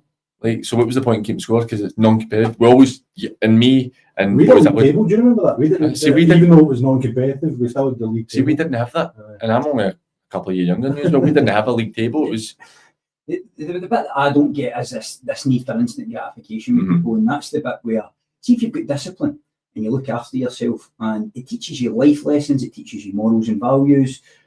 Being part of a team sport, it's so rewarding in terms of what you'll face in your life. You'll face adversity, but you'll have people who will pull you through and different things. And the kids just go for that instant gratification. I'm going to wait to have a good time. But how good was it when you had a great season with somebody and you went away at the end of the season and a wee holiday at the end of the season? Well, the best days of your life. And look, I'm actually disappointed that we need to go on a break because I'm really enjoying this chat. But we will be back in the next couple of minutes. So take care, go and get yourself a wee coffee or a drink or whatever, and we'll be right back. Football soapbox. Exactly.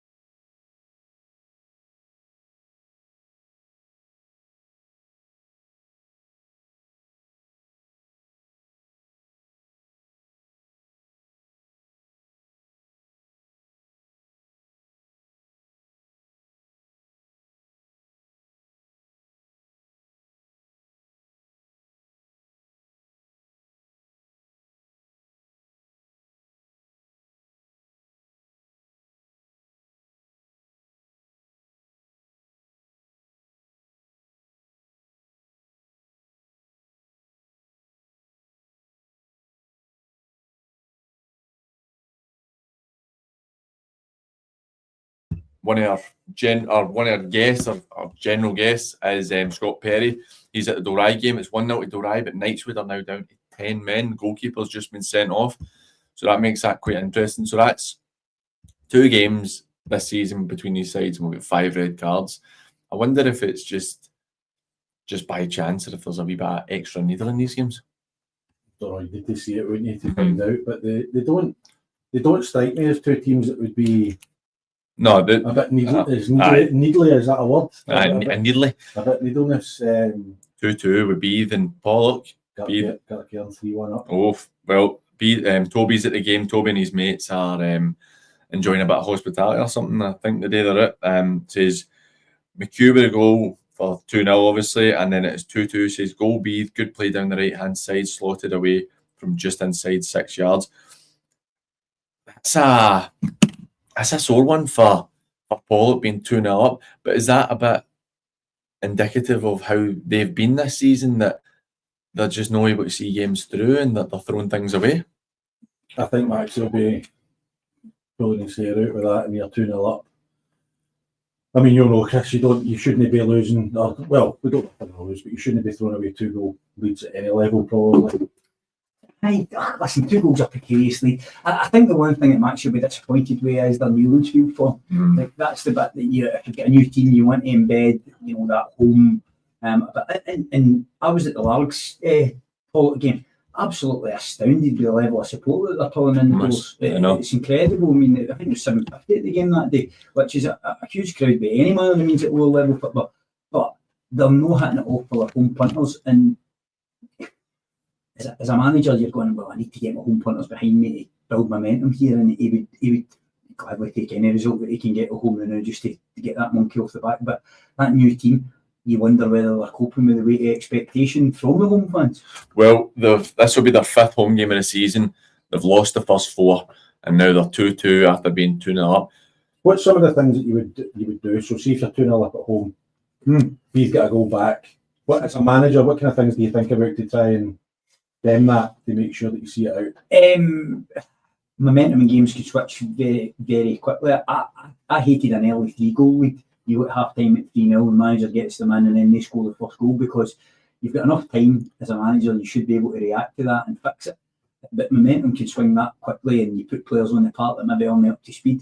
A lot of the time, the best thing, and Stevie Clark's one for this, is to do nothing and make sure that your team get the message across of what you're wanting, and hopefully they regain a foot in the game. But flip side of that is, if there's an obvious area where your team's maybe being exposed, or you're not doing as well as what you should in a certain area, be it a striker not holding the ball up, or you're doing the ball in the corner to try and get out, and the team are putting pressure on you, it's natural that a team at 2-0 down will take more chances in the game. So you think, right, okay, well, how can I nullify them? Is it by creating an attacking opportunity, by putting a runner to get in behind them for longer balls, or is it, I'm going to put somebody on here that will nullify their player that's influencing the game? And there are things that you think about, and I don't think any manager doesn't think about them, but the good managers get that right. Do you think the tone that the manager, I'm not saying, obviously we've no idea what Maxie said, right, but do you think the tone that the manager goes in with? Because you might get some managers who go in and say, let's not lose this, let's consolidate, make sure we don't. And then that maybe subconsciously puts into the players' minds that that's us done in terms of going for goals.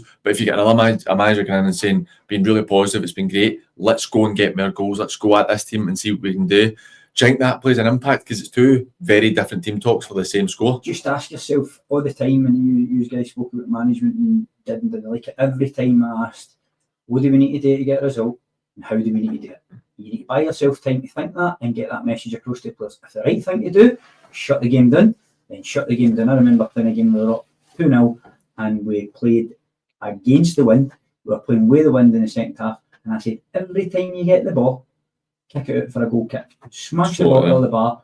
If the ball goes out and it goes long, I do not care. They're only kicking a goal kick, turning you, putting the ball into your box, the pressure's on them. It's not nice to see, but that's what needed to happen to win the game in that particular day. The next time you might be going in 2-0 down, and you go, right, what am I going to do to change how this game's going? These are things that good managers get right 9 times out of 10. And it all comes down to the final whistle. We actually could win 3-2. We don't know how the game's going. You know, they might be absolutely battering Bees and they've been caught with a couple of mistakes, whatever else happens in the game. But the good managers will find a way of making that result positive. How important do you think it is, Nat? I put this to both of you, having played at good levels. How important do you think it is in a situation like that, right? And again, like we say, we don't know how the game's really panning out or what Maxie or Mick have said at half time. But how important is the manager and how he carries himself in terms of that? Because I've made the point there that you might get some managers who'll be like, shut up shop, let's no lose a goal, and then we win the game. Or you get someone, no, let's go and get more. And it is two very different approaches. How much of an impact do you believe that has on players? As a player, I didn't feel it ever had any impact on me personally. What they said was more important than how they said it, if that makes sense. And I would take that information on board rather than if a manager's like ranting and raving or whatever. So I think the content of your information is going to be important. And I think especially nowadays, I don't know, Chris, if you agree, but I think nowadays there is a place for maybe getting a bit loud and aggressive, but I think it's seeping out the game. That I don't think there's as much of that nowadays, because I think a lot of players don't respond positively. I think trust, Johnny, for me. You trust that you're getting a bollocking for the right reasons, and the player accepts that the reasons are correct, then they'll take it. If they think they're unjustly getting a bollocking, they'll tune off it, and that's a fact. I would, you know me, watch me at the side of the park, and that I would say I'm animated. Let's just use that as a word. I'm animated to get the best out of my players, and my players understand that. And because they work with me when I'm not animated, they'll realise the reasons for me being animated, and that becomes a trust that you build up over a period of time. If I was flying off the handle for no particular reason, then they soon get fed up with that. But similarly, if I'm standing at the side of the park and things aren't going well, and I've got my hands in my pockets and I'm trying to figure out what's happening here, you lose that wee bit of your manager and you're thinking, can you not help us out here? What you do? Because a lot of the time when I've seen it, again, back to it, you hear it just now at the upper echelons of the game, that Russell Martin's maybe passing the buck to his players in terms of culture and different things. They don't get well, how are you imparting that? We're not privy to any of that. And he might be the best in the world, but it doesn't look like that at this moment in time. And results tell you that. Your buy-in for your players comes through them pushing themselves. And I get that I'm a man-like character, even my pals at a level would say, they can give or take how you approach the game. But for me, I'm only in it for the reason to make the players better and enhance them. And I've got great relationships with all the players that I've had. There'll be a couple that didn't like me because I didn't pick them, and I get that. I totally understand that. Kenny Dalglish spoke about that in that Stick to Football yesterday. I watched it. It was a very interesting piece. He said he found that the hardest thing as a manager was telling the boy that he wasn't playing this Saturday. I think we're all in that. You don't want to crush people's ambitions and dreams when you... But the bit that makes you want to do it is making them better and making better human beings as well. And you can do that by building trust. And the trust part, as Johnny is just saying there, he maybe thought that if he's got a manager ranting and I'm not listening to that, but is there a snippet of information that I can take out of this that will help me be better in this half of the game? And that's what you saying that, actually, I don't know if you recall, maybe about an hour ago, I said I forgot the question I was going to ask you, and it's just came back to me with you saying that. And it is in terms of, we'll go back to even the gift conversation there with players not being there, and you're limited with your time on the training field, particularly at part-time football. Even if you have 2 nights a week and you've got, say, 2 hours, 4 hours, but by the time you've got everything done and you have breaks and stuff, you might only have an hour and a half, an hour, 45 minutes of quality training for boys. Now, you're talking about you want the best out of players. How much do you think you can improve a player? Because I personally think that when somebody's 27 or 28 and playing for Beath, you're not going to make them technically much better. Then you can do drills and you can do certain things that will maybe improve them a small amount. But how important is it to maybe work on the mental side of the game's not maybe the right thing to say, but maybe you're focusing on, when I coached, even though it wasn't at great levels, I was always very aware of how players felt about things, because I was a very emotive player when I played, and I used to think how I felt in these situations. And I always thought it was very important to understand how a player felt and to make them feel better about the situation, to get better at them. How important do you think that man management type thing is? Because, like I said, I don't believe that you can make a player a huge amount better just based on passing drills and stuff like that at that age. I think you can make them better. But the part that you speak about, the technical aspect, you're not going to improve them 20, 30, 40%, but you can give them a new lease of life in terms of you can make them better technically by them understanding something a bit better, whether it be their position, whether it be their tactical instruction, whether it be... I break training down into 3 separate ways. It's technical, it's tactical, and then from there it's physical. That's the 3 aspects. And the one that if you're tip-top in, and that's physicality, if you're physically tip-top at this level and you get the mental side right, technically there's not a lot of difference between everybody. You've got your special sorcerers at your level, you know, that have that special sauce. But the preparation in your physical, the preparation in your tactical and awareness of who you're playing and what you're doing and within your job are the things that you can help people tip-top at. If they're not physical, they're not looking after themselves, then that can be on them as well. Mm-hmm. But you have to communicate with them, and that's the bit you're alluding to as it's the man management piece. You've got to communicate to them the importance of what you're asking them to do. They don't understand that importance, or they think they're flippant with it or whatever else, then you're not going to get them to buy into that. So if they understand the importance of why you're asking them to do something, then 9 times out of 10, players want to win. Yeah. Like we have a laugh and a joke. Some boys don't take it seriously. Some boys I played with didn't take it that seriously. I always look at Richie Ball. Richie Ball, you didn't know whether he won or lost. He skipped at the door. He scored a hat trick, and you wouldn't know whether he was happy or sad. But I look at boys that go in there and they go, I turn up twice a week, I want to win on a Saturday. And for them, if you give them the tools to allow them to do that, they will respect you and they'll buy into what you want to do. Very. I would definitely agree. Johnny, what's your thoughts on it? Because like I'm saying, I don't think that a passing drill is going to make somebody a better passer, really, at 28, 29-year-old. I think that you're kind of at your level and there's not a huge difference between players like... Can I jump in on that? There you go. Okay, so passing drill, what are you looking to get out? Are you looking to make them a better striker of the ball? Probably No. not. But are you looking to make them have a better appreciation for the pass? Okay, take it off their back foot, play to this side of the guy so that he's got time on the ball. You can impart that knowledge. And that's Or something... you set up a drill in a way that it's game related. Right. Yes. So And sorry, I've maybe... receiving a pass as a fullback, into a striker, etc. I've maybe not articulated Aye, myself properly in that sense, whereas I don't think when I'm saying that you can make somebody a much better striker of the ball or passer. You can do positional stuff from passing drills, where Yes. even simple things where you do it with the kids, where you step off the cone and a lot of the time they don't understand until they get a bit older. You're like, oh, that's a man, so I'm stepping off him to create a bit of space to make a pass or whatever.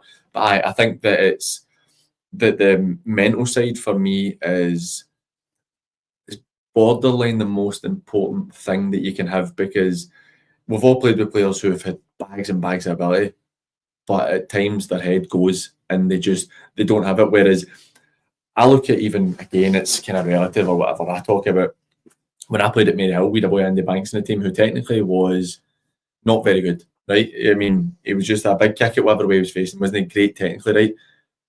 But see, in terms of mentally, he never wobbled. Like, even if he was having a bad game, you knew you could rely on him to go and do his job, and he would go and try his best to defend and wouldn't let you down. But then I played with boys who were really technically gifted, but if they'd have 4 or 5 bad dribbles or passes or whatever, then their man started getting them and they couldn't do anything about it because the head was gone. And I think that if you can control as much of that as you can in terms of players and help them understand that mental side themselves, then you're going to get better players and better performances. Okay, so in that aspect, then you've got 14 of the best players available at this level as individuals, and you put them in a team. And if that team's no successful, what do you put that down to? Because technically they should be great, physically they're great. Why do they know?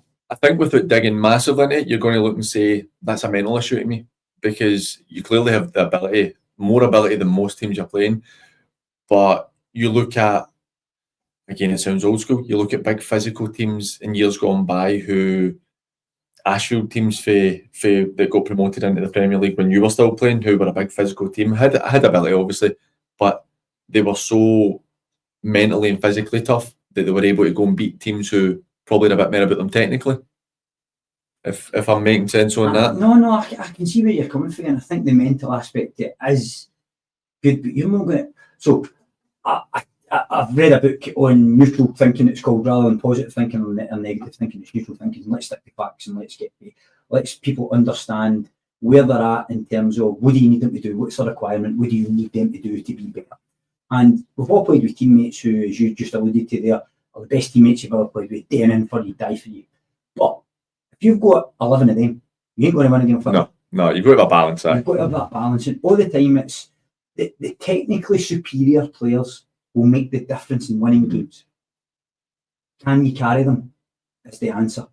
And how do you get them? How do you get them to perform? So I'm saying, if you get 11 technically superior players in a football team, how do you get them to be mentally and functionally a team that wins consistently? And the way you do that is you drill them and you practice repetition and you get them to understand when they don't do something that it's learning. It's not something that you just go, oh, that happened. Aye. It happens for a reason. Mm-hmm. Explore, evaluate, and that's what you talk about, competence and people that are consciously competent, right? Managers, top managers, your Jose Mourinho's consciously competent type of guy. There's people who are unconsciously competent who don't know why they're doing well. And that will come a cropper at some point. Aye. And you have to then understand, evaluate, why am I doing well? Why at this point in time am I doing well? Because sometimes, I mean, it happened to me at Corinne when I went in at first, you won and you got up, and then you face adversity. And that adversity piece is the bit that teaches you how to impart knowledge onto players that then make them better. Because you're only going to win a game of football as a manager. Yeah. You're going to get your players to perform better. And that's the difference. How can I get the guy who's technically superior to play that wee bit better? Is it information, whether it's tactical, or is it information that he needs in his brain to say, that's what I need you to do? That's, for me, the secret. Oh, I completely agree, to be fair. And it's because you see what we're talking about, mentioned Celtic Rangers, and you look at Brendan Rodgers at Celtic has the best squad in the country, but at this time he's not been able to get a level of performance out of them that, despite other issues, they're not getting the level of performance out of them, and that's maybe where it comes down to where do they have to reassess that and try and change it, because it's very stale. There's not enough goals scored, despite losing certain players which score a lot of goals. Well, that comes into manager's philosophy as well. Yep. And you have seen them and watched them. Brendan Rodgers likes to exact control through possession of the football. Sometimes when you're playing against teams, and if I think about the Old Firm games recently, and we all watched the Old Firm games out of curiosity and whatnot, Rangers have a decent record against Celtic recently. The reason being Celtic, they allow Celtic to have the ball, and people like Raskin and people have an influence in the game. If I was Brendan Rodgers, especially if I went to Ibrox, I'd go, give them the ball and we're going to jump on them for 5 minutes just to see how they react. That's what I'm talking to you about earlier. That something different that goes, oh, by the way, because if you think back to, I think at the beginning of last year, Rangers pressed Celtic really early in one of the Old Firm games, and I'm sorry to go on about that, but if you're not, it's not your bag. But Celtic scored a goal that was offside in the game. They played through Rangers. Yes. Yeah. Rangers absolutely Crumbled. went to pot because Celtic changed the tempo of the game and went, if they do that to us again, we're going. So then the press dropped off the game. But right now with Celtic, there's no variance to their play. And it's the same as Rangers. Right now, they're trying to impart a philosophy. Win the game and grow your philosophy as you win. Amarim at Man United, he's having a nuke. Aye. It's just no working. Is it mentality with them? The manager might have looked, but I think there's a technical bit that he is getting completely wrong with the players. I think a lot of the time as well is it almost seems like you oversimplify things when you're talking about it in this situation, because there is so many unknown variables when you're sitting having a conversation like this that can be added into it, and it's really interesting. But as much as I'm loving this chat, we're going to go back to some of the scores because we're getting to the end of our games in the west of Scotland, and we are getting to half time in the Lowland League.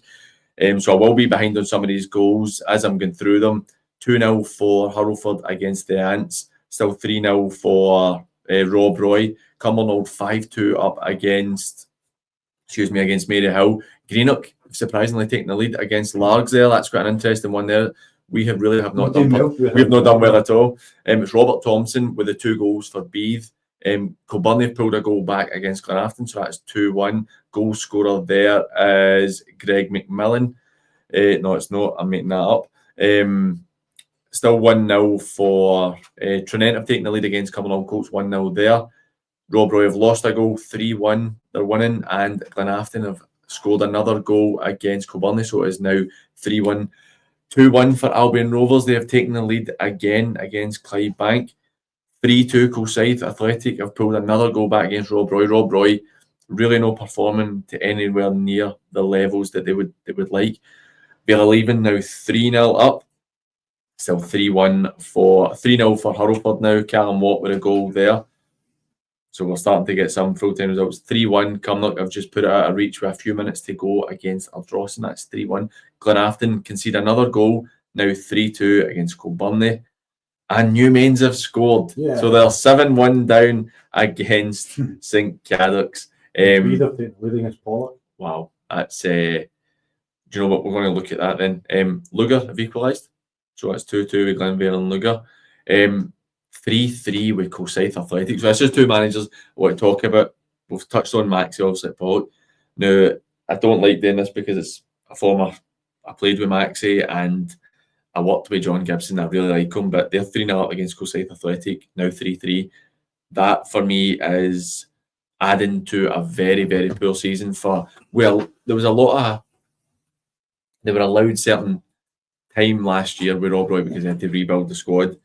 But now we're at the stage where it's getting a bit worrying for them, Johnny. They finished the season so well as well at Rob Roy that I think we all spoke when we did the preview show at the start of the season because of how well they finished. Because just after Christmas, Gibby went out and signed 4 or 5 or 6 players. He brought good boys in, and then they went on a really good run, got them so safe, and then we expected them to kick on from there. I felt like we were talking about the Kilburney earlier on, and for whatever reason, it's just no materialised so far this season for them, and they'll be really disappointed with that. We've thrown away that. To make it, you say it's 3 each now? 3 each after being 3-0 up. It's now 3 each. In our 4th division game, Giffnock have just equalised, so that's 1-1 late on in that game. Avon Meadow have gone 4-1 up against Cali Locals, and Hurlford have gone 4-0 up against the Ants after a really tight first hour. 1-1 at Cowdenbeath have scored an equaliser against Glasgow Perthshire, and Celtic are 1-0 down. Celtic B are 1-0 down to Berwick Rangers. Adam Ford has scored a goal for Cumnock, so that is now 4-1 against Ardrossan. I'm a wee bit surprised in that game as well. We will come back to that. I didn't expect Cumnock to win it so convincingly. But we've touched on Gibby there. He's had time in the league. They've only won 1 out of 8. Granted, had 5 draws. They seem to have a real issue with no scoring goals. They've only scored 9 goals, conceded 10. But then you look at Maxi Pollock. I know it's not a league game, but that's another defeat at home by the looks at it. 5 in the bounce. They're really struggling. They've not scored more than 2 goals in a single game this season as well. It's quite... See the fact that it's not a league game, though, that doesn't matter. No, it's a game of another game you're losing at home. If you're losing a game. And it's beating them twice by the looks at it as well. I've got a real element of sympathy for Maxi in terms of it's a full new squad. Yeah, it's the financial mismanagement previously. It's really hurting them. Other managers maybe overspending and repeated tax bills and whatever else that's caused them to reduce their budget significantly. But there comes a point in time where it is what it is. We spoke about that with Kilburney as well. Yeah. Gibby, again, I think Gibby's a great guy. I speak to him quite regularly in terms of football and stuff like that. I think he's got a great idea about football and what's required at this level. Rebuild again. How long do you give time? I think all the time it's structured to where the club's ambitions lie. And we've said before, Pollock are a huge club at this level. Huge resources in terms of their fan base and everything else. They should be doing better than what they're doing, but nobody will know that more than Maxi. And it's not. It won't be lost on him. No, ultimately that's what him as a manager has to address and make better. And you might find today that they've been unlucky or whatever else, but it's the learning for that. It's that bit that Johnny said earlier. Should you be losing 2 goals at this level? Probably the answer's no. He'll go in and think we've got ourselves into a winning position and we've lost the game, we've chucked it away. That will be the bit that keeps him up Saturday night into Sunday morning. But it's how you fix that going forward, and have you got the ability to fix it? If it happens time and time again, then you start to think, well, maybe no. So. No, I agree completely. It's just how long do they run with it? What have they said behind the scenes? What have they said to Maxi behind the scenes regarding this season? Is this season just a write-off? We'll just rebuild and see what happens, or the Pollock fans won't accept that as well. I understand that. There's a bit of acceptance for the time that I was there, and they realise that they don't have the funds to spend. But it's back to that bit. Does it always come down to money? Because if it always comes down to money, then there should only be one team winning the league, and that's not the case. So you have to make a fist of what you've got. And Maxi's a realist in terms of he'll know that if he can make a difference, he'll make a difference. Again, back to that Kenny Dalglish thing last night. Kenny Dalglish sat and said, I left Liverpool having won the double the year before and whatever else, but I wasn't the guy making the difference anymore. Mhm. And I knew I wasn't, and Hillsborough had an impact in that for him and whatever else. But if you're not the guy making the difference, then you have to question what you're doing. Aye, He said he exactly. couldn't make a decision anymore, and Yeah. he was like, because his coaches were asking him what they were doing, he couldn't make that decision, and that's when it. But what you're saying is right. Like Maxie and the guys, they'll have brought those boys to Pollock with the expectation that they can play in the Premier League. So so that Mhm. and Then that's that how they'll be judged. Then you know? that becomes a different issue in itself, and this isn't. Again, this is not unique to Paul. It's unique. This is for everybody that signs players. When you sign a player, you accept that a certain amount of signings won't work. It's just the nature of football. 50-50. But we're looking at the stage just now where if you've brought in 10 new players and you've rebuilt a squad, which obviously takes time and whatever, but if it's really not working, if you're losing 5 games in a row at home, if you're sitting second bottom of the league out of a second cup competition within weeks, then you. The bit that Max you probably is that he'll want to progress in these cups to bring them more revenue Yep. to allow them to build. Mhm. They've gone out, I think, 3 cups now because they went out Senior Scottish, Yep. St Cadox, they went out, was it last They week? won the Communities Cup there last week to Dundonald, Bluebell. Dundonald. And again, I think I've seen that. I think they were unlucky with a couple of decisions. Mhm. But ultimately, for you to create momentum and to embed your way of working and for these players to gain confidence, you need to pick up wins by hook or by crook. And I think you're talking about what Kenny Dalglish has said. I think sometimes you need to have that self-awareness to understand that, well, maybe I'm a part of the problem. Where can I work on me to make things better as well? Because I think we've all had managers. I certainly did at times where it looked like they were not willing to accept that they had a part to play as well as the players did, that it wasn't going well. And that's where do you have the self-awareness to understand that maybe do we change things? And that, talk about Gibby and you talk about what the expectations at Rob Royer, they'll obviously be looking to get back into the Premier League. And granted, they win their game in hand, they're back in the top 8, and it's no the end of the world, and ultimately 8th place will probably be enough this year in terms of Gibby get the team promoted. But in the grand scheme of things, 8th place in the first division isn't probably good enough for Rob Roy. Right, but you don't know, and that's They're still back to Premier League. No, of course, and that's why you just don't know what the parameters clubs set on their players. Like they might be so realistic within the board that they say this year's a writer for us, and whatever comes it comes it. But as you say, there's probably an expectation within the people that go and watch for that they are a challenging team at this level. And by the way, they've not been a challenging team now for quite some time. Apart the year with Murdy, where I think they kind of threw it away. They threw away the West Cup in the semi-finals against Hurlford, and they threw the league away, where they dropped like maybe 4 or 5 games in a row. They were dropping points. Where if they hadn't done that, they'd have been in a I don't position. remember them challenging for a league properly for Ray Brabs and Edmonton. That's a fact. Aye, I think. See, the what I'm talking about is. It was, I think, I can't remember exactly what year it was, maybe about 4 years ago, where when you look back, they lost like out the last 10 games, they lost 5 or 6 games. And if they'd even been a bit more consistent, the way it went with the Talbot, dropping points and stuff as well, they'd have been in a position to have put pressure on somebody to win the league, and it didn't happen. But Toby was at the game, he said, finished full time 3-2 to Bede, second half has all been Bede. We're going to take a quick break and we will be back in a couple of minutes to go on for the last hour of the show. So if you want to get in touch with us, anything you want to speak to us about, maybe something we've brought up the day or how your club's getting on, then get us on WhatsApp at 07396 717 412. That's 07396 717 412. We'll be right back after the break.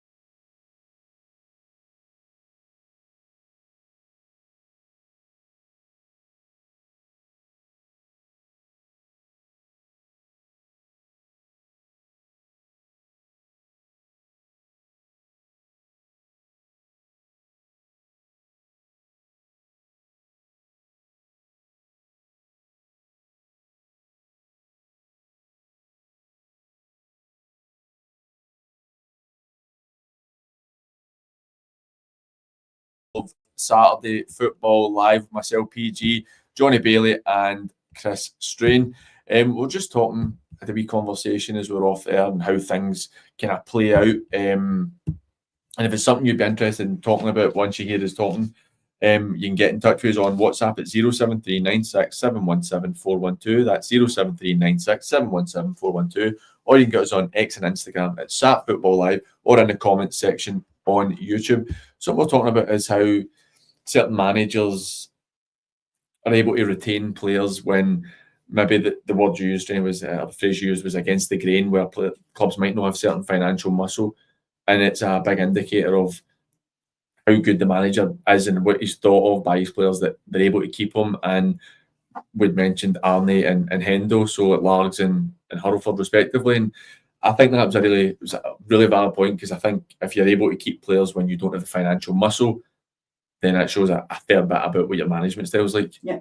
Hendo's no any less vociferous.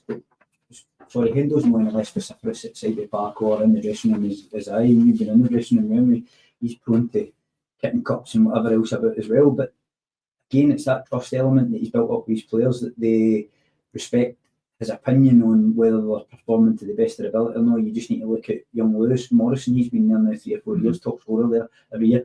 I know for a fact there's been teams interested in him. And give it away and then come back. Do you know, that's a perfect point as what it is. And he could probably went anywhere he wanted. I throw Will Sewell back into that as well, who went to Steny and then came straight back to Largs, and it's very similar, that situation. And again, the reason that these guys do that is they trust the manager to get the best out of them, and they enjoy their football under those managers because the conditions that they managers allow them to play football. Now, it's no coincidence they guys have been in their jobs 10 years plus. Tucker and Alan are 20 years plus now. They build a rapport up the way with their boards, they build a rapport down the way with their players, and they are singularly the most important people at that club. Yep. Now, if they're not there, I guarantee you those clubs would take a next dive. And that's just a fact.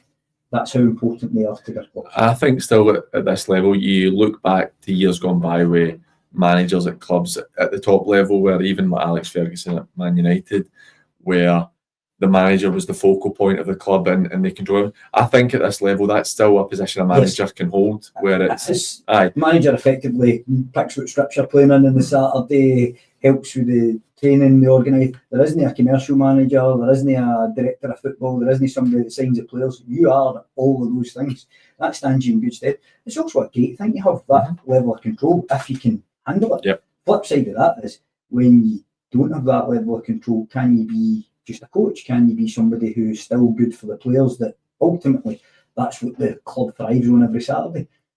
Right now, I miss the Tuesday, Thursday more than I miss the Saturday. I think every manager would be the same if they're only in the game. But it's that competitiveness, that bit on a Saturday, that makes it all worthwhile. And that's where you need to get your players on board. See, even as a manager, it's who you bring in with you is so vitally important. Because you look at huge.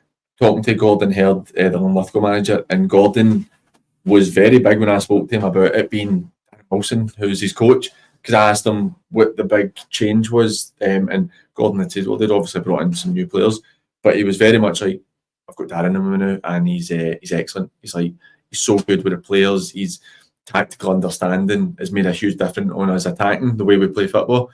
And I think that, again, that comes down to the self-awareness for me as well, as a coach and a manager, where you have to understand that we're not excellent at everything, and you need other parties and other things to help make the whole work for me. It comes back to what you said earlier, Chris, about trust, that you need to trust the guys you're working with, to know that you can trust them to do what they need to do with the team, to set them up the way that you want them set up, to relay your message, to have your back at every turn, even if they don't necessarily agree with you, they still, on a front-facing basis, have your back. And if you can get people like that in place that understand that that's their role, then that's worth its weight in gold.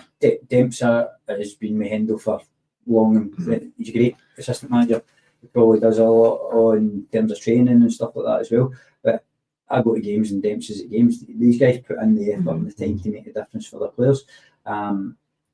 I'm slightly different in that I want to take, I have a big say in what happens at training, and Kev McDonald's a brilliant fit for me, because Kev was not happy, but did the warm up and looked at from a helicopter view what the players were putting in. My emphasis is taking training, and then it changed for me when Kev moved on and Mark Roberts came in for me, because Marco likes to take the training as well, and I had to change my style. And was that for me or was it against me?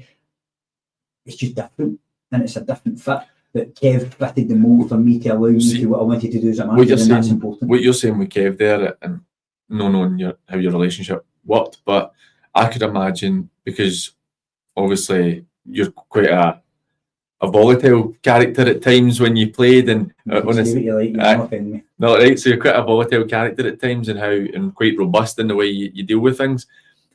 But see, if you've got a guy like Kev who does the helicopter stuff and steps back, there's maybe a time Kev goes, right, Straney, I'm seeing this. We maybe need to look at this, and you're maybe getting a bit too into this. Take a wee step back for a minute, and that's where you have to have that trust We again. disagreed all the time. Unfortunately, I was right 9 times out of 10. but that one time you didn't get it right, like you can say, it would be held against you. Jovially, right? But I remember we brought in Dunny, and this is a prime example. Kev always goes like, you go to big calls, right? There's a lot of luck to this. There's a lot of luck in management. You can get it right through judgment, but who's to say your judgment's going to be right? Hindsight tells you whether you're right or wrong. And we brought in Dunny, and we had, I think, Danny and Neil was suspended, or Scott Roth was suspended, and we had the decision to make whether to throw Dunny in at centre back or bring Stephen Noble in. And I went, I'm throwing Dunny in. I think that adrenaline as a new player gets you through a game, you're willing to do well. Scored the goal in the game. We won 2-1. It was against Clydebank, big game for us at that stage in the season. And Kev goes like, oh, he was laughing, going, by the way, you called that spot, and I would never have played him. And we had a laugh and a joke about it. But they're the calls that you're talking about. Kenny Dalglish was talking about the other day. He didn't see himself at that time when he moved away, being able to make the right calls. They're instinctive, and they're what separates you being the manager and not being the manager, because you live or die by the decisions. And there was another one up at Glenafton when we played Glenafton, and it was a horrible day like today, up there, and it was the first season Josh Fowler was playing. We were up 1-0, and they equalised, and they were the dominant team at that spell. And I calculated in my head that a draw didn't hurt us. So even if we get beat, we were only getting that 1 point, and I went, I'm going to throw in a striker here and see if we scored to go 2-1 and we won, and Kev's like that. My personality there would have been, let's just make sure we get away with a point here and we've done the job. But a point didn't change the outcome of it. Whereas 3 points for us was absolutely huge. And it's that ability to think on your feet and do that separates, again, the ones that you go, that's a good decision. I could have got it hellish with around, and you're sitting there going, I'm a fool. But that's football. It's having the belief as well to go, that is, in my opinion, right or wrong, that is the decision that has to be made. If you're wrong, then you learn from it. Again, I think it all comes back to the self-awareness and being able to have out and say, right, okay, no, I can see why I've got this wrong, or I can see, well, why did this work? And that's why you end up playing. I mean, it happens all the time. When I was an assistant manager or coach with George at Lugan and with Bolden, at times we would disagree. Yeah. And I would say to him, look, you make the call. I don't agree with you, but you make the call, I'll back you 100%. And then anybody that asks me, oh, I can't believe you're doing that. Oh, no, that's the right decision. Do you know what I mean? You've got to have that, or else, because as soon as you start to get that dissension between the you can't have the coach saying, I wouldn't have played that. You know what I mean? You can't, even if you don't agree. Me and him would have stand-up arguments in the office before we would get into the dressing room, and then you wouldn't know. You think you back them right. Well, you say the players, no, because see, once you start getting that, and it might be an accidental slip where a player will be like to the assistant manager, what's he doing? And the assistant manager goes, I know. Whereas that's a descent in the ranks, and it might be minor, it might not make a difference, but at some point, enough times that happens, players start to maybe lose a bit of confidence in the manager. Whereas if the assistant goes, 100% that's right, and you go, well, I don't agree with you, but well, the two of them they're stuck on it. There's a psychological aspect to that. I used to say to Kevin, go, if I've dropped somebody, go and tell him you think I'm a daddy, and you would have had him in the team.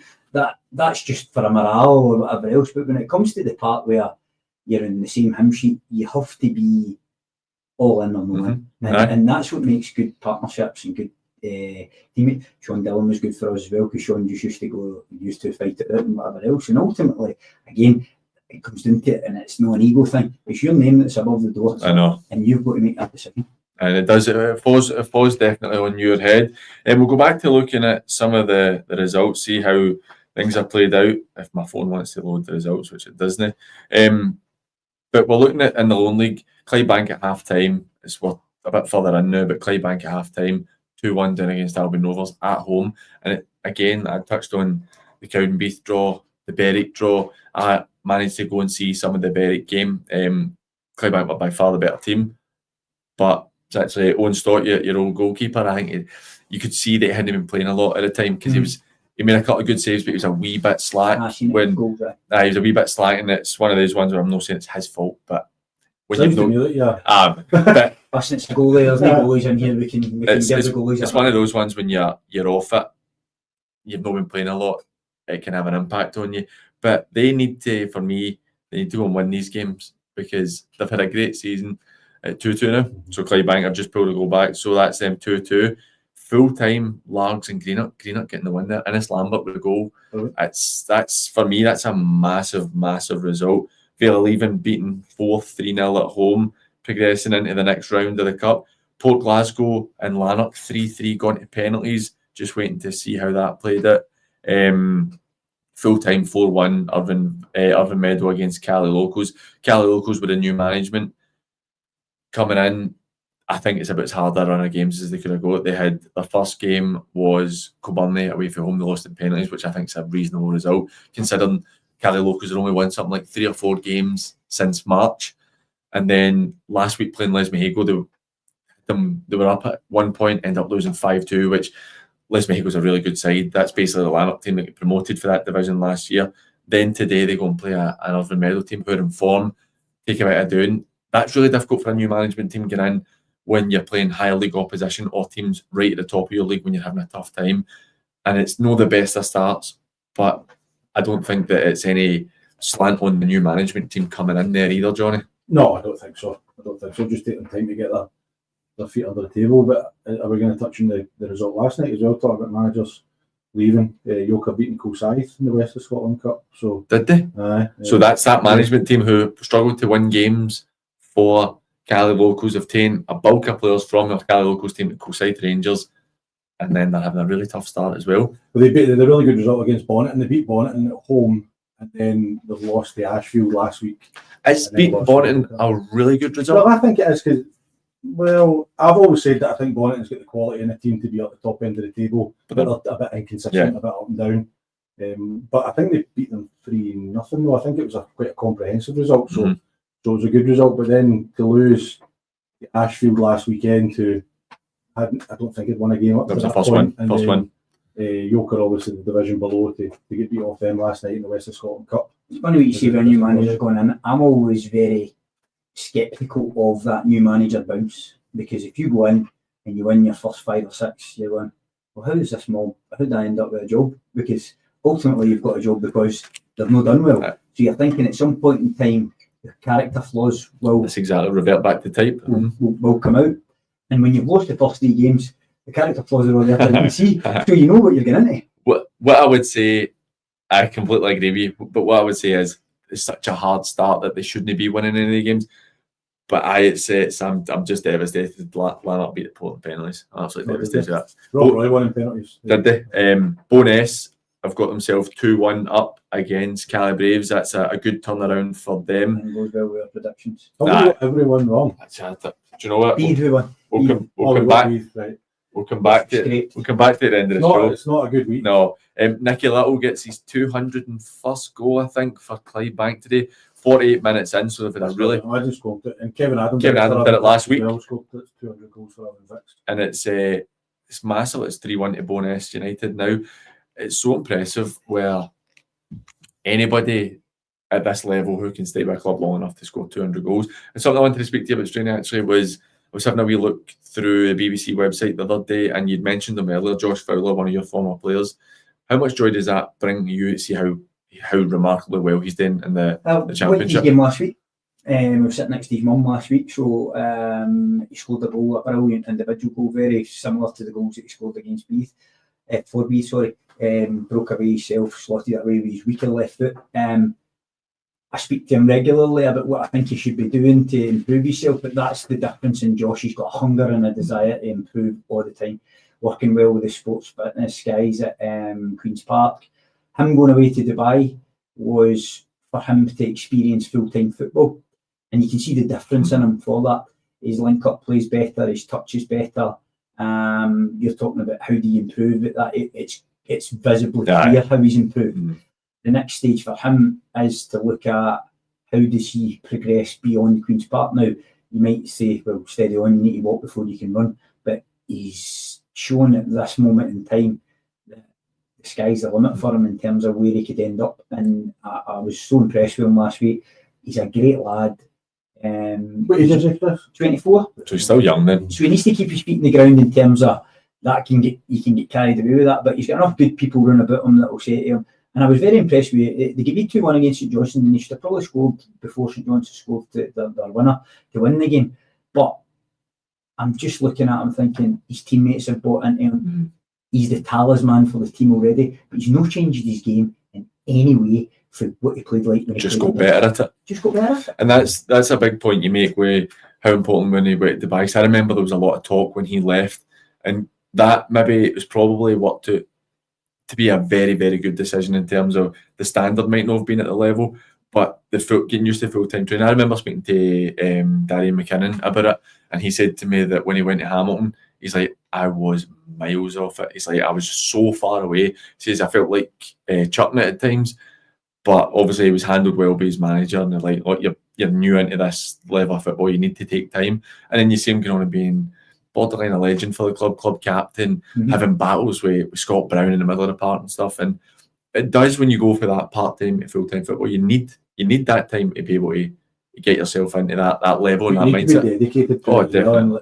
and going by what you're saying there, Chris, it sounds like the lad is, because you need Well, he to wanted be to make it. dedicated. He was a joiner, and for wanting a bit of if you've got an opportunity to go and play full-time football at an age where financially it's not going to impact you bringing up a family or whatever else, he's still relatively young, and he's I'm saying that doings and whatever else at his age, but I'm looking at him. He's got no real commitments beyond him looking after himself and making himself the best that he can be, and he's dedicated to his football career, so he's got a real opportunity. He reminds me a lot of Ross Stewart, who I had to go in, and Ross is just, every club he's went to, it's took him a wee period of time to adjust and gets better and better and better because they've got a humility about them that they want to learn.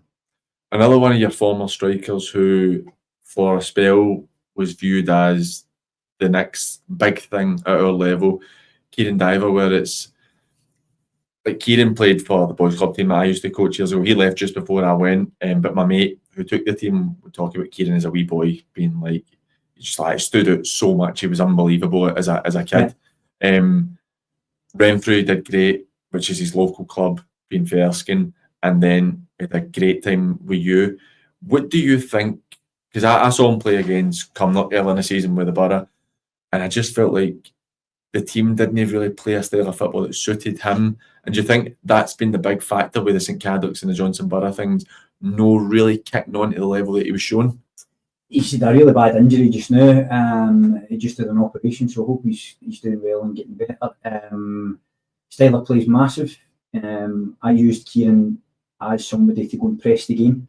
Big boy, big lad. To go and press the game, had to get on at him to impart his physicality onto the game. And I said to him one day, I says, I want you to be Duncan Ferguson today. Hint to Duncan Ferguson, get that into your head, because defenders will hate playing against him because he can turn a foot, he's got 2 good feet, he can finish, he's decent in the air. There's nothing to stop him progressing other than him. Now, he's went to teams that where you quite rightly say, and when he was talking to us about re-signing with Bees, I made him an offer to be the highest paid player in Bees history. I was willing to put 3 wages into one to try and get him to stay. That's how important I thought he was to us. He went to St Cadoc's, and I said to him at the time, just be careful, because St Cadoc's are such a possession-based team that all these passes and shorter style of play that they play isn't going to suit your game, and that was found out to be true. At Johnstone Borough, I've seen him 3 times at Johnstone Borough, and I've not seen him grab the game with the scruff of the neck in the way that I know he can. But I think, again, he's got players there that still don't know his attributes. And for me, again, because I know him, I would be saying to the players, look, get from where you are, play the ball in the channels for him, allow him to do his stuff in the channels, playing the ball up to him when he's back to goal isn't his strength. He can do it, absolutely, but he thrives on when the ball goes wide, when you're hitting the bylines, that he just comes alive in the box, and that's why he scored 42 goals in a season. Well, it's funny because that's when I was looking at that I hadn't seen Kieran much. I'd seen him maybe twice when he was at Renfrew, and he played really well in the games. I watched the game, and the Borough were very possession based. Cumnock made it difficult as well. They sat quite deep and didn't allow the Borough to play through them. But the Borough kept the ball a lot, and then everyone went straight into his body, and he looked slightly uncomfortable to me taking that in. Where there was one where he's managed, Aaron Mason's done really well with the line, put it in, and he spun off the shoulder and had a half chance. And you're like, he looked like he kind of came alive at that point, but didn't he look with his back to goal? That was the type of player for me. He can do the back to goal stuff. You get a good touch and he's got a good frame in that, but that's not what he thrives on. Do you think because he's so tall as well, people think if you don't know him as well? That's what I was going to say, because me as a centre half, if I was coming up against him, I would look at him and go, right, I need to be physical today. And as soon as I got the chance, I would be right up against him. And if you're saying that you were having to tell him, you need to be Duncan Ferguson, do you know what I mean? He can handle it.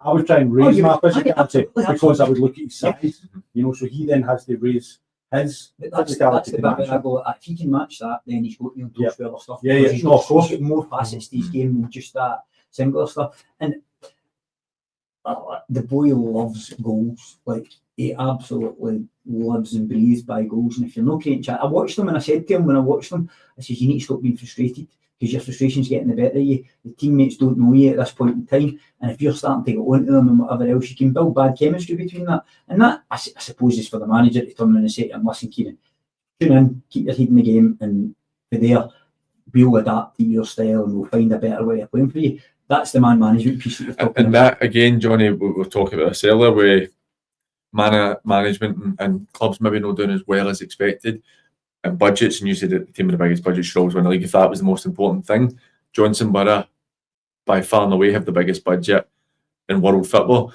So you expect certain levels of results coming in, and they're sitting in 8th, 9th place right now. And what do you see with it? Because we don't get to watch a lot. I think the thing for me, if you look at the last results, since they get beat off Pollock, that result that they lost in the league, they've won 5 on the bounce. Although the caveat is 4 of them are in cups, so it doesn't have as much of an impact. And then they beat 3 last week in the senior Scottish, so they're on a good run. And I suppose it's just whether they can take that form in the cup games into the league, and kind of. They won the cup last year. They've got very good players. They've got a good squad of players. It's about muddy finding the balance between the players and finding not so much a style of play because they've got different players, but finding a way of playing that puts them on the front foot all the time. Because again, because I've got a few boys that have played there, I'm looking at the former Blair Rossiter. He scored millions of goals and looks as if he's really kicked on this year again. You've got absolute screamers as well. You've got 2 of the best centre backs in Cam Eady and Danny O'Neill, and I'm really impressed with the boy King that they've got. I know, but leaving, he was good, didn't he? I saw him play. Really impressed by him when I seen him. So you're looking at Johnson Borough going, they've got a good squad of players, but they need to have that level of consistency within the league. And consistency comes through consistency of performance, and that's probably where you're seeing in cup games. They're gathering that wee bit of momentum. They just need to put 4 or 5. Do you know something? I would say that, and I could be completely wrong, and people maybe even laugh at what I'm going to say based on who the players are, right? And it's only based off of one game that I saw, because I've not saw the Borough other than that this season. But I actually felt like the middle of the park was an issue because, and that sounds ridiculous when you're talking about Dale Esplin and McShane in there, but McShane is, a year or 2 ago, a couple of years ago, I'd said when he's on it, he was arguably the best player at this level.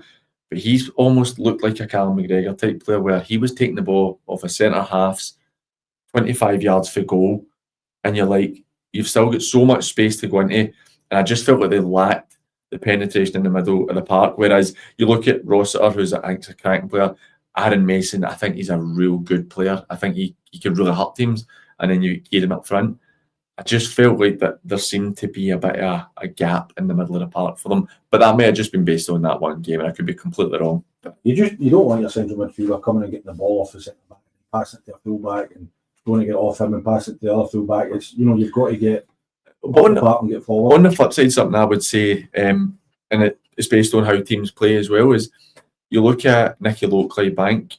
We talk about him. They had a few times when I've seen Clydebank, they have the setup where Nicky Lowe drops almost into a full back position, and Chris McGowan steps into his position. But with him dropping in, he creates a massive amount of space and is able to play for there. But Gowser's also taking up the position that he was in, so they're no a body short in there.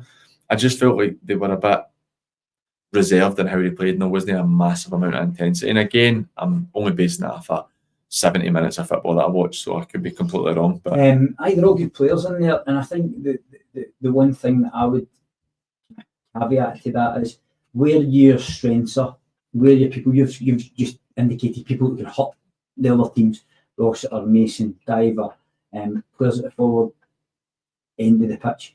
You want them on the ball as much as you possibly can, and it might be that because they've got technically good players. I used to target like certain players when you played against teams. I used to do it to Frizy with Bees. I used to go after them and try and have a wee bit of side banter and take their eye off the game and whatever else. And Frizy probably hated me before he came. I used to do it to Dale Esplin all the time with Dale because I knew it got under his skin.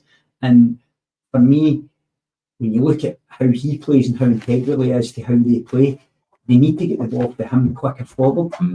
And when it's no quick and it breaks down, because they've got two guys ahead of him and him in an anchor role, there's space either side, and they tend to push the fullbacks on. So there's space either side of him, which means he has to cover a hell of a lot of ground. And that is what I'm talking about in transition, where they might be good in defence and they might be good in attack, but that transition piece for them is the bit where I feel you can get at them because they're strung out a wee bit. And Johnny, you've touched on it that they've had the recent string of wins after a poor start. Those games are against Threave, who we talk about Threave quite a lot, who are a good side, but they are they should be beating Threave. Then you've got Girvan. So I mean, Girvan's it's a tricky place to go. It is, but again, it's a third division team that you should be expecting to win. Arliston Rangers, I'm not going to pretend to know a great deal about Arliston Rangers, but it's another game you expect them to win. Good alongside the Atherley game again is a reasonable result. It's a result they should be getting a eyes, but that is a win. Now that to me, I said 5-6 weeks ago that Murdy needed those games to buy him extra time and get a bit of goodwill, because the start of the season, Johnson Borough fans, from going from being a top club to a bottom club, the expectations has went right down, but it's on its way back up. And with that run they had when they lost to Drumchapel, Hurlford and Pollock, a bit on the bounce, and that was a really solid one at Hurlford when they could beat 4-1 and get 3 men sent off. So that was everything kind of, it was like the world was fun, do you know what I mean? So you're right, they needed that period where they could just, as you say, Chris, string some wins together, get some momentum going. But now the challenge is they need to carry that into the league games when they get around. And today would have been interesting playing the Talbot. That's where you really, same, because you really would have seen what you're expecting. Because I think we all can I think they've obviously they drew 2 each with Carluke, and then against Cumnock they were the better side, but they weren't as dominant as they've been at the start of the season when I've seen them. So it was maybe not a good time to get them, but you know what I mean. It's a time Talbot one day running rush over our day coming into that game. So it would have been a really interesting tie. I think they maybe had a wee hangover to the Scottish Cup as well, like coming into pre-season. You know, they might have just went, we had a good season last year and maybe not had a brilliant pre-season. But one of the things that you probably don't notice about them, and I noticed it right away, is Danny O'Neill wasn't playing for the first 6 weeks of the season. Danny's a huge leader on the park. And then they start winning games. It's no coincidence. Look, we're going to go for our final break. We'll have about 27 minutes left when we come back. So remember, if you want to get in touch with us, you can get us on WhatsApp at 07396 717 412. That's 07396 717 412. Or you can get us on Sat Football Live or in the comment section on YouTube. We'll be right back after the break.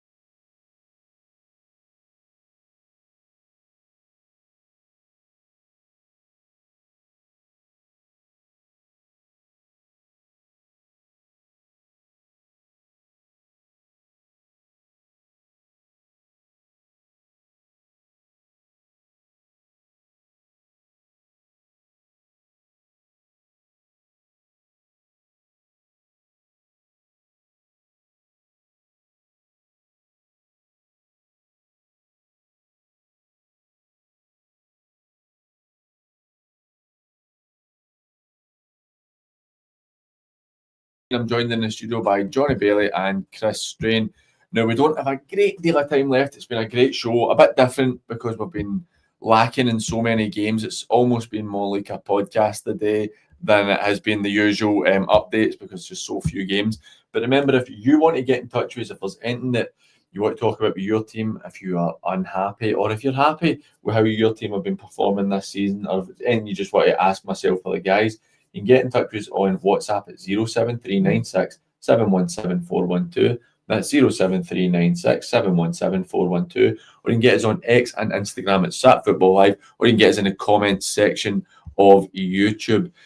So we're looking at the Lowland League games are getting close to finishing. Clydebank are right in front. There you go, Clydebank. I was just about to ask you, because we've got Bo'ness are obviously winning. Clydebank, after being 2-1 down, now 3-2 up. Tranent have extended the lead against Cumbernauld Colts. That is 2-0, and that game couldn't be through a penalty. But it is saved, so they are still tied 1-1. Neil McLaughlin was second of the game. Big Nearly, I hadn't seen him when he played with St Cadder. I've seen him a few times now. He's at Clydebank, quite a tidy player. He's a really nice player. He's a really good player. Technically, open you up, good physicality, good shot, good off both feet.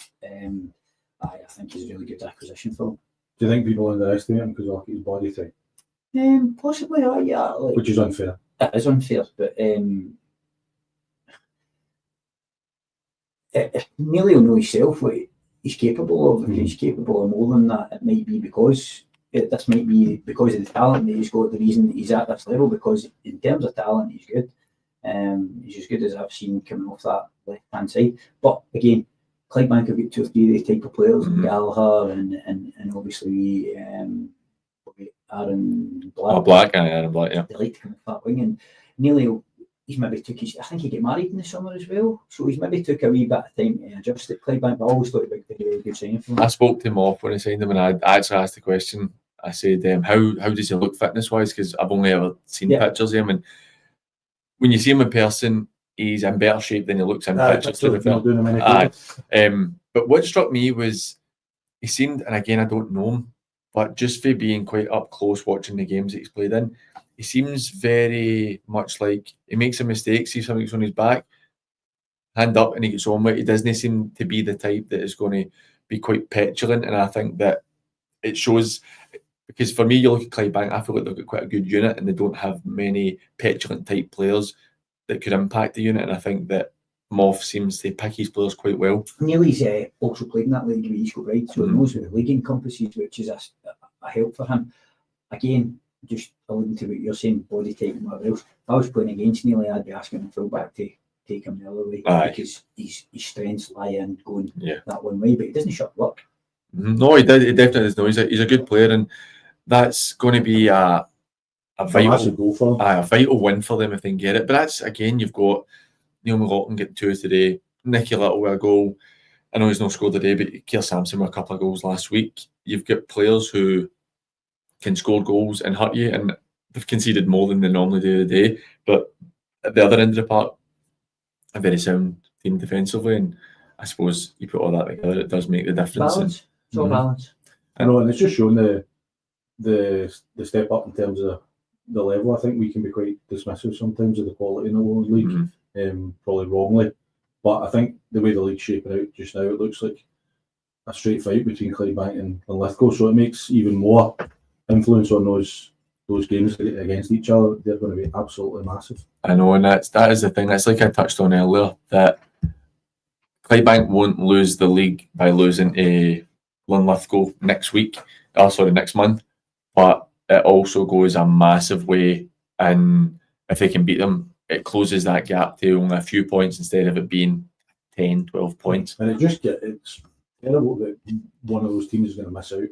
I know. I think as well, I don't know if I'm right in this, Johnny, but I don't think Home Park will meet bronze standard anyway to get them up. If they did win the league for promotion, I don't know whether that is the case. I think there's a lot of work being done, but I'd heard rumours of Clydebank knowing that they have to move eventually as well, because again, when I spoke to Craig McGee, one of our members on the channel, during the week there, and he told me that the Talbot had 4,500 capacity, because I'd said last week on the show that I imagine that if the Talbot were to go through the leagues, the position of Beechwood Park would become maybe a bit an issue, because it's obviously, I mean, you're across the road and it's just a housing estate you're in. And The parking sort of. It's not so much that. There's one of the criteria is that your barrier separating your playing pitch to your terrace needs to be, I think, 5 metres or 3 metres. and that's only right there. Yes. And that's where So that infrastructure piece then becomes a huge. exactly. And then that could take, if they have to take that back, that could maybe take 1,000 attendance off of your park. But at the same time, if the Talbot are getting 3,500 at games, then it's tremendous regardless. But for me, Clydebank, from what I've been told previously, had tried to get where the rugby pitch is in Clydebank to build their own facility. Obviously, that never happened, and they went to Home Park. But I do believe Home Park does have a shelf life for them. And does that change again, where if they have to go and invest heavily in a new park, then does that take away from what you can put on the park? I think it's a decision for the committee to make. Is whether they want to go. They want to go for that. They want to push that. Push the boat out. Depending for that on league the too. I know exactly. You know, these things all come down to. We've got a very interesting one. Sorry to interrupt you. I went on the Lone League website to see. I thought Linlithgow might have been off today. Linlithgow are trailing 4-2 at University of Stirling, which opens it right back up again. Sorry, Johnny, what were you saying there? Can't remember. I think there's a lot of funding involved, obviously, with local authorities and things like that. There's arguments going on all over the place about different funding streams that local authorities are receiving from Scottish governments and stuff like that. So I think it will just depend if they want to push the boat out and apply and move somewhere else or whatever, or even if they want to go ahead and get that, because I think there'll be a grace period for them to achieve that bronze level status, I would imagine. So it's just how quickly they can get it. Because obviously with the Bonnyrigg issue with them, the park being the problem that played a huge part in them getting relegated, the clubs must get a couple of years surely to, or do you know if they get? You know go up now. Just no go up. You know go up now. So that's it's the entry criteria. If you're up there, then you've got that. Bonnyrigg got the grace because they were already in the league. Right, so okay. That's why they allowed them that time to fix it. Well, that's maybe a good question to put to. I know we have a few of our members are Clydebank fans, and if it's something that you know, please don't hesitate to get in touch with us and let us know if Clydebank would meet the bronze criteria to go into League Two, because as it stands right now, Linlithgow are losing. So Linlithgow, if they lose today and Clydebank are able to hold on and get the 3 points, the gap goes from 6 to 3 and Clydebank have a game in hand. So it becomes a much tighter affair. And looking at it, Clydebank, I hate the Lone League website's awful. It's terrible for the fixtures. So we're looking at... You'll know this, right? But you might, but see when you go into the results, so I was looking at I was trying to do a bit of research for the Calibraves Bonus game, and you click on a team's results, and it shows you, it doesn't list whether it was a development game or a cup game. It just gives you the results. So you're going through each one individually, trying to say, was this a development game? Was this a midweek game? You know, that kind of stuff. It's an awful website. So if I'm reading this shocking website properly, Clydebank's next 3 games are Boness, Bonnyrigg, East Stirling, and then they play Linlithgow. That's a tough month. So it's a tough month. East Stirling game you'd expect them to win, but they've shown for some reason they seem to struggle against your legacy clubs. They've already beaten Boness recently in the cup, but it was a tight affair. And then Bonnyrigg, I think Bonnyrig's going to be a tough game for anybody in that league. Bonnyrigg out the reckoning so far, or are they So Bonnyrigg back into it now? they are sitting in 4th place right now. Trinent, with their win today, Boness are winning as well. Trinent and Boness both jump onto 20 points, which could take them potentially in a tied 3rd spot. Yeah. Just depends on the Broxburn. They're the kind of main protagonists in terms of your results, as Johnny kind of alluded to earlier. Your results against that top 6 will determine where you finish, because they'll win the majority of their games against the mid to low teams. Broxburn are currently winning against Gretna, so that keeps them in 3rd place. But it's like you say that last week, one of the features. All East teams as well. I know, exactly. So it's travelling to. That was last week we spoke at length about the 3rd division in the west of Scotland being, in my opinion, the league that's going to be the most interesting, because you've got Port Glasgow top with 19 points, Craigmark with 17, Dorey with 16, Ardere with 16, Knightswood with 15, Glasgow United with 15, Glasgow Uni with 15, and then Kello in 8. So your top 7 are potentially all going to win the league. And the point I'm bringing this up for is Dorai played Ardeer last week and lost to them. But before that, Dorai had beaten Port Glasgow, drawn with Knightswood, beaten Glasgow United, beaten Glasgow Uni, and they had beaten Kello. So they'd beaten all the teams apart from Knightswood that were about them, and they're still to play Craig Martin the coming weeks. And that's where how important that is. If you're able to go and take, granted this league is mad with the amount of teams, but the 14 games at 42 points, if you're able to take 26 to 30 points off of the teams about you, you're going to be in a very good position come the end of the season. It's a really tight league. I've said before countless times that I probably, apart from maybe the bottom two, The Ants and Lugar. And Lugar, I think of the other 14 teams, I genuinely wouldn't be surprised to see any 8 of that 14 finishing the promotion spots. I think it's really that tight. It is that tight because you look at you have all the way down to Girvan in 9 to 11 points, and that seems to be kind of standard for middle of the road. But then you've got for 7th up is 15 points, and every other league, and I'm going to contradict myself here, in the 2nd division, 6th place is 15 points.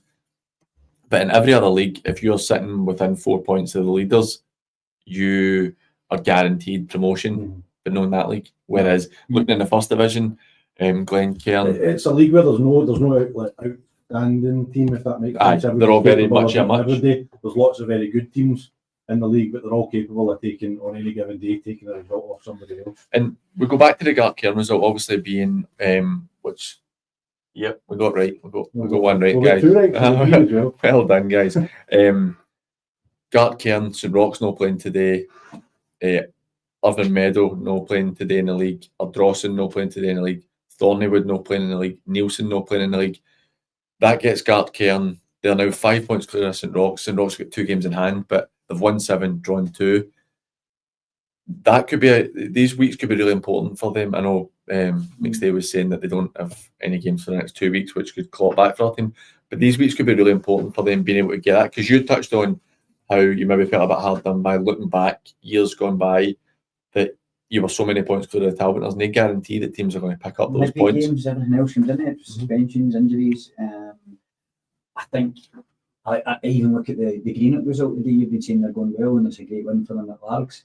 That will give them so much confidence going back into the league game, the league, that they can beat good teams, that they'll take a jump for that. But teams, when they win, when other teams only play, it's amazing the psychological impact that has on the other teams. Your team, it has a terrible impact on you when you don't get the result and they're not playing. But when you win, it really ramps the pressure up. And if you look back last year, Clydebank, when they went out the cups and whatever else, they won all the time when they maybe teams are going, if they slip up here, we can jump on this. They won when they needed to win, and that's the difference. Like, that's a huge result for Gartcairn because of the other teams not playing in that league. Because as well, obviously, Irvine Meadow, again, I've not spoken to Jamie in a while.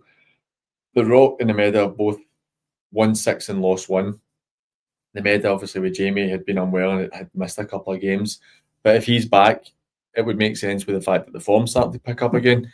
But for me, St Roch's last week, they lost 4-1 to Nielsen after winning 6 on the bounce, and they looked like they were really motoring.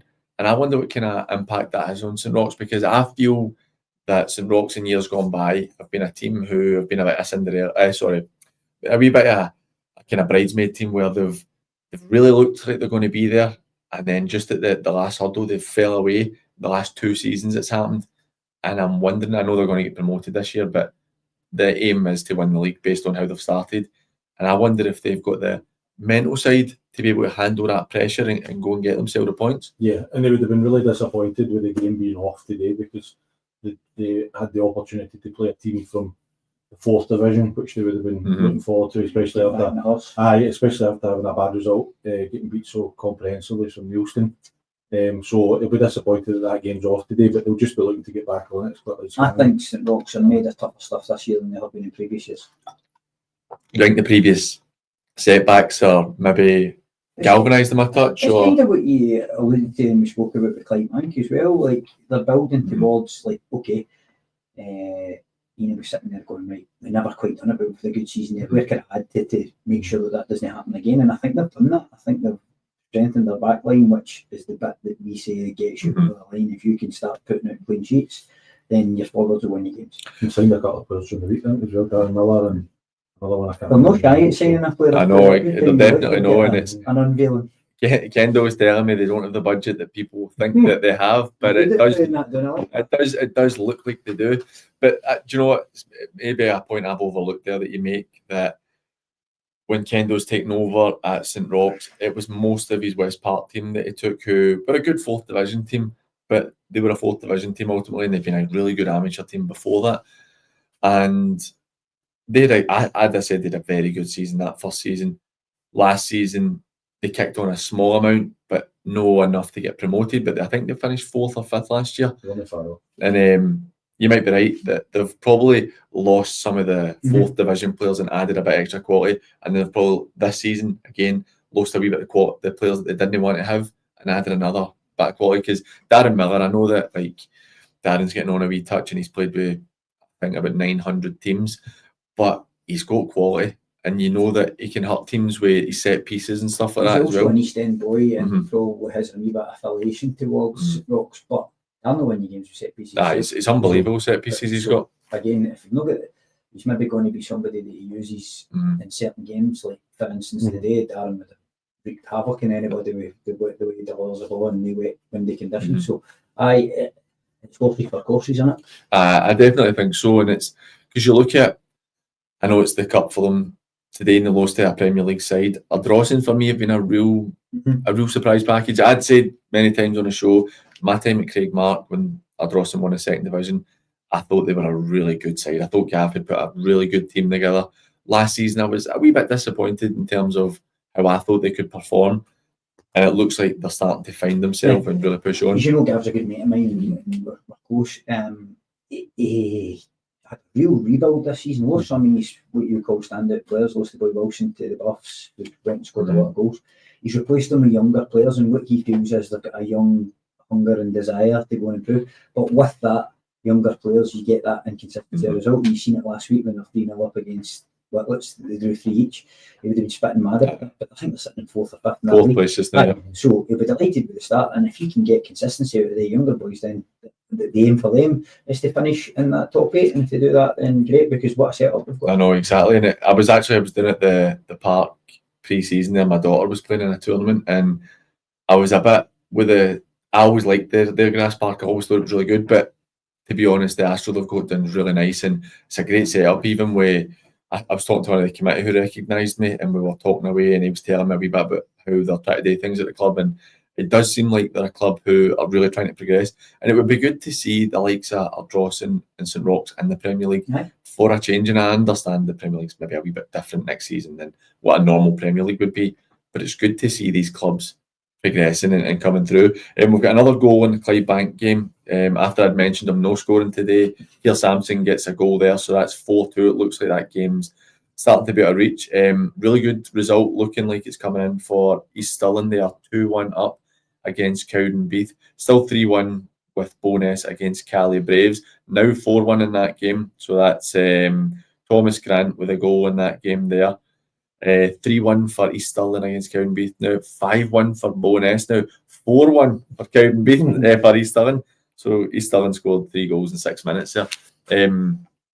But I think the first division is a bit of a different feel, Johnny. I know we wax lyrical about how tight this league is. It doesn't feel as if it's quite the same tightness as we normally get in this league. I think that you're maybe going to have the top 3 for me look like that'll be the top 3 all season.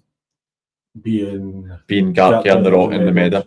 And then you're looking at Ardrossan probably Thornleywood in that next that'd be group. bracket. And then you're maybe looking at 2 sneaking in that maybe you didn't quite expect. But I think all those teams that we've mentioned, the top 4 or 5, I think they're all, and their current guys would be able to contribute to any Premier League, as we will, because we look at Ardrossan set up, Irvine Meadow, St Roch's, Gartcairn, they're all set up to contribute to the Premier League in any kind of shape. That'll be the league where people get twitchy fingers, what you're talking about. Aye. That'll be the league, because they all have, in their eyes, a right to be in Yeah. that top 8 to get promoted into that Premier League, and they'll want to be there. And I think there's in relative terms, there is a bit of money in that league, and teams will think, well, if such and such isn't performing for us, then we need to go and get somebody else. And like, I think Thornley are doing really well, but a team for me in that league who I don't know what it is with them. They seem to be 4th or 5th every season when it comes to the top 3 and up. And now it's the top 8 going up. They're sitting in 9th place right now. It's Petershill, who have historically been a massive club at this level, Premier League club, and they again are in my eyes, in the last 5-6 years, have been the ultimate bridesmaids, apart from the year they won the conference. Mm-hmm. No, definitely, and I think it's just, again, you always think back. We're a bit older, so we always remember Petershill being a Premier League club and contributing to the Premier League in a great way, but we just seem to not been able to get back to it, and when they have come up, they've went back down. So they'll definitely be aiming for that top 8 spot. I would say Petershill not achieving top 8 finish in this league this year would be a massive underachievement. I know, and you look at further down the league. We've obviously touched on Rob Roy, we've touched on Kilbirnie. Then you've got Darvel, who I think circumstances are a bit different at Darvel, where they've gone from a crazy amount of money and so much exposure and the tremendous night against Aberdeen and winning the Premier League and just missing out on promotion, to the money is dried up. They look like they are on the way back to the way it used to be, and I don't like to say because I really like Mick, but they look like they're on a path to going back down the divisions. Listen, they're spending more money than you would believe. Like, I don't think their budget's anywhere near like Poppersville, and I think they're still probably Premier League wages there, but not to the extent obviously that it was.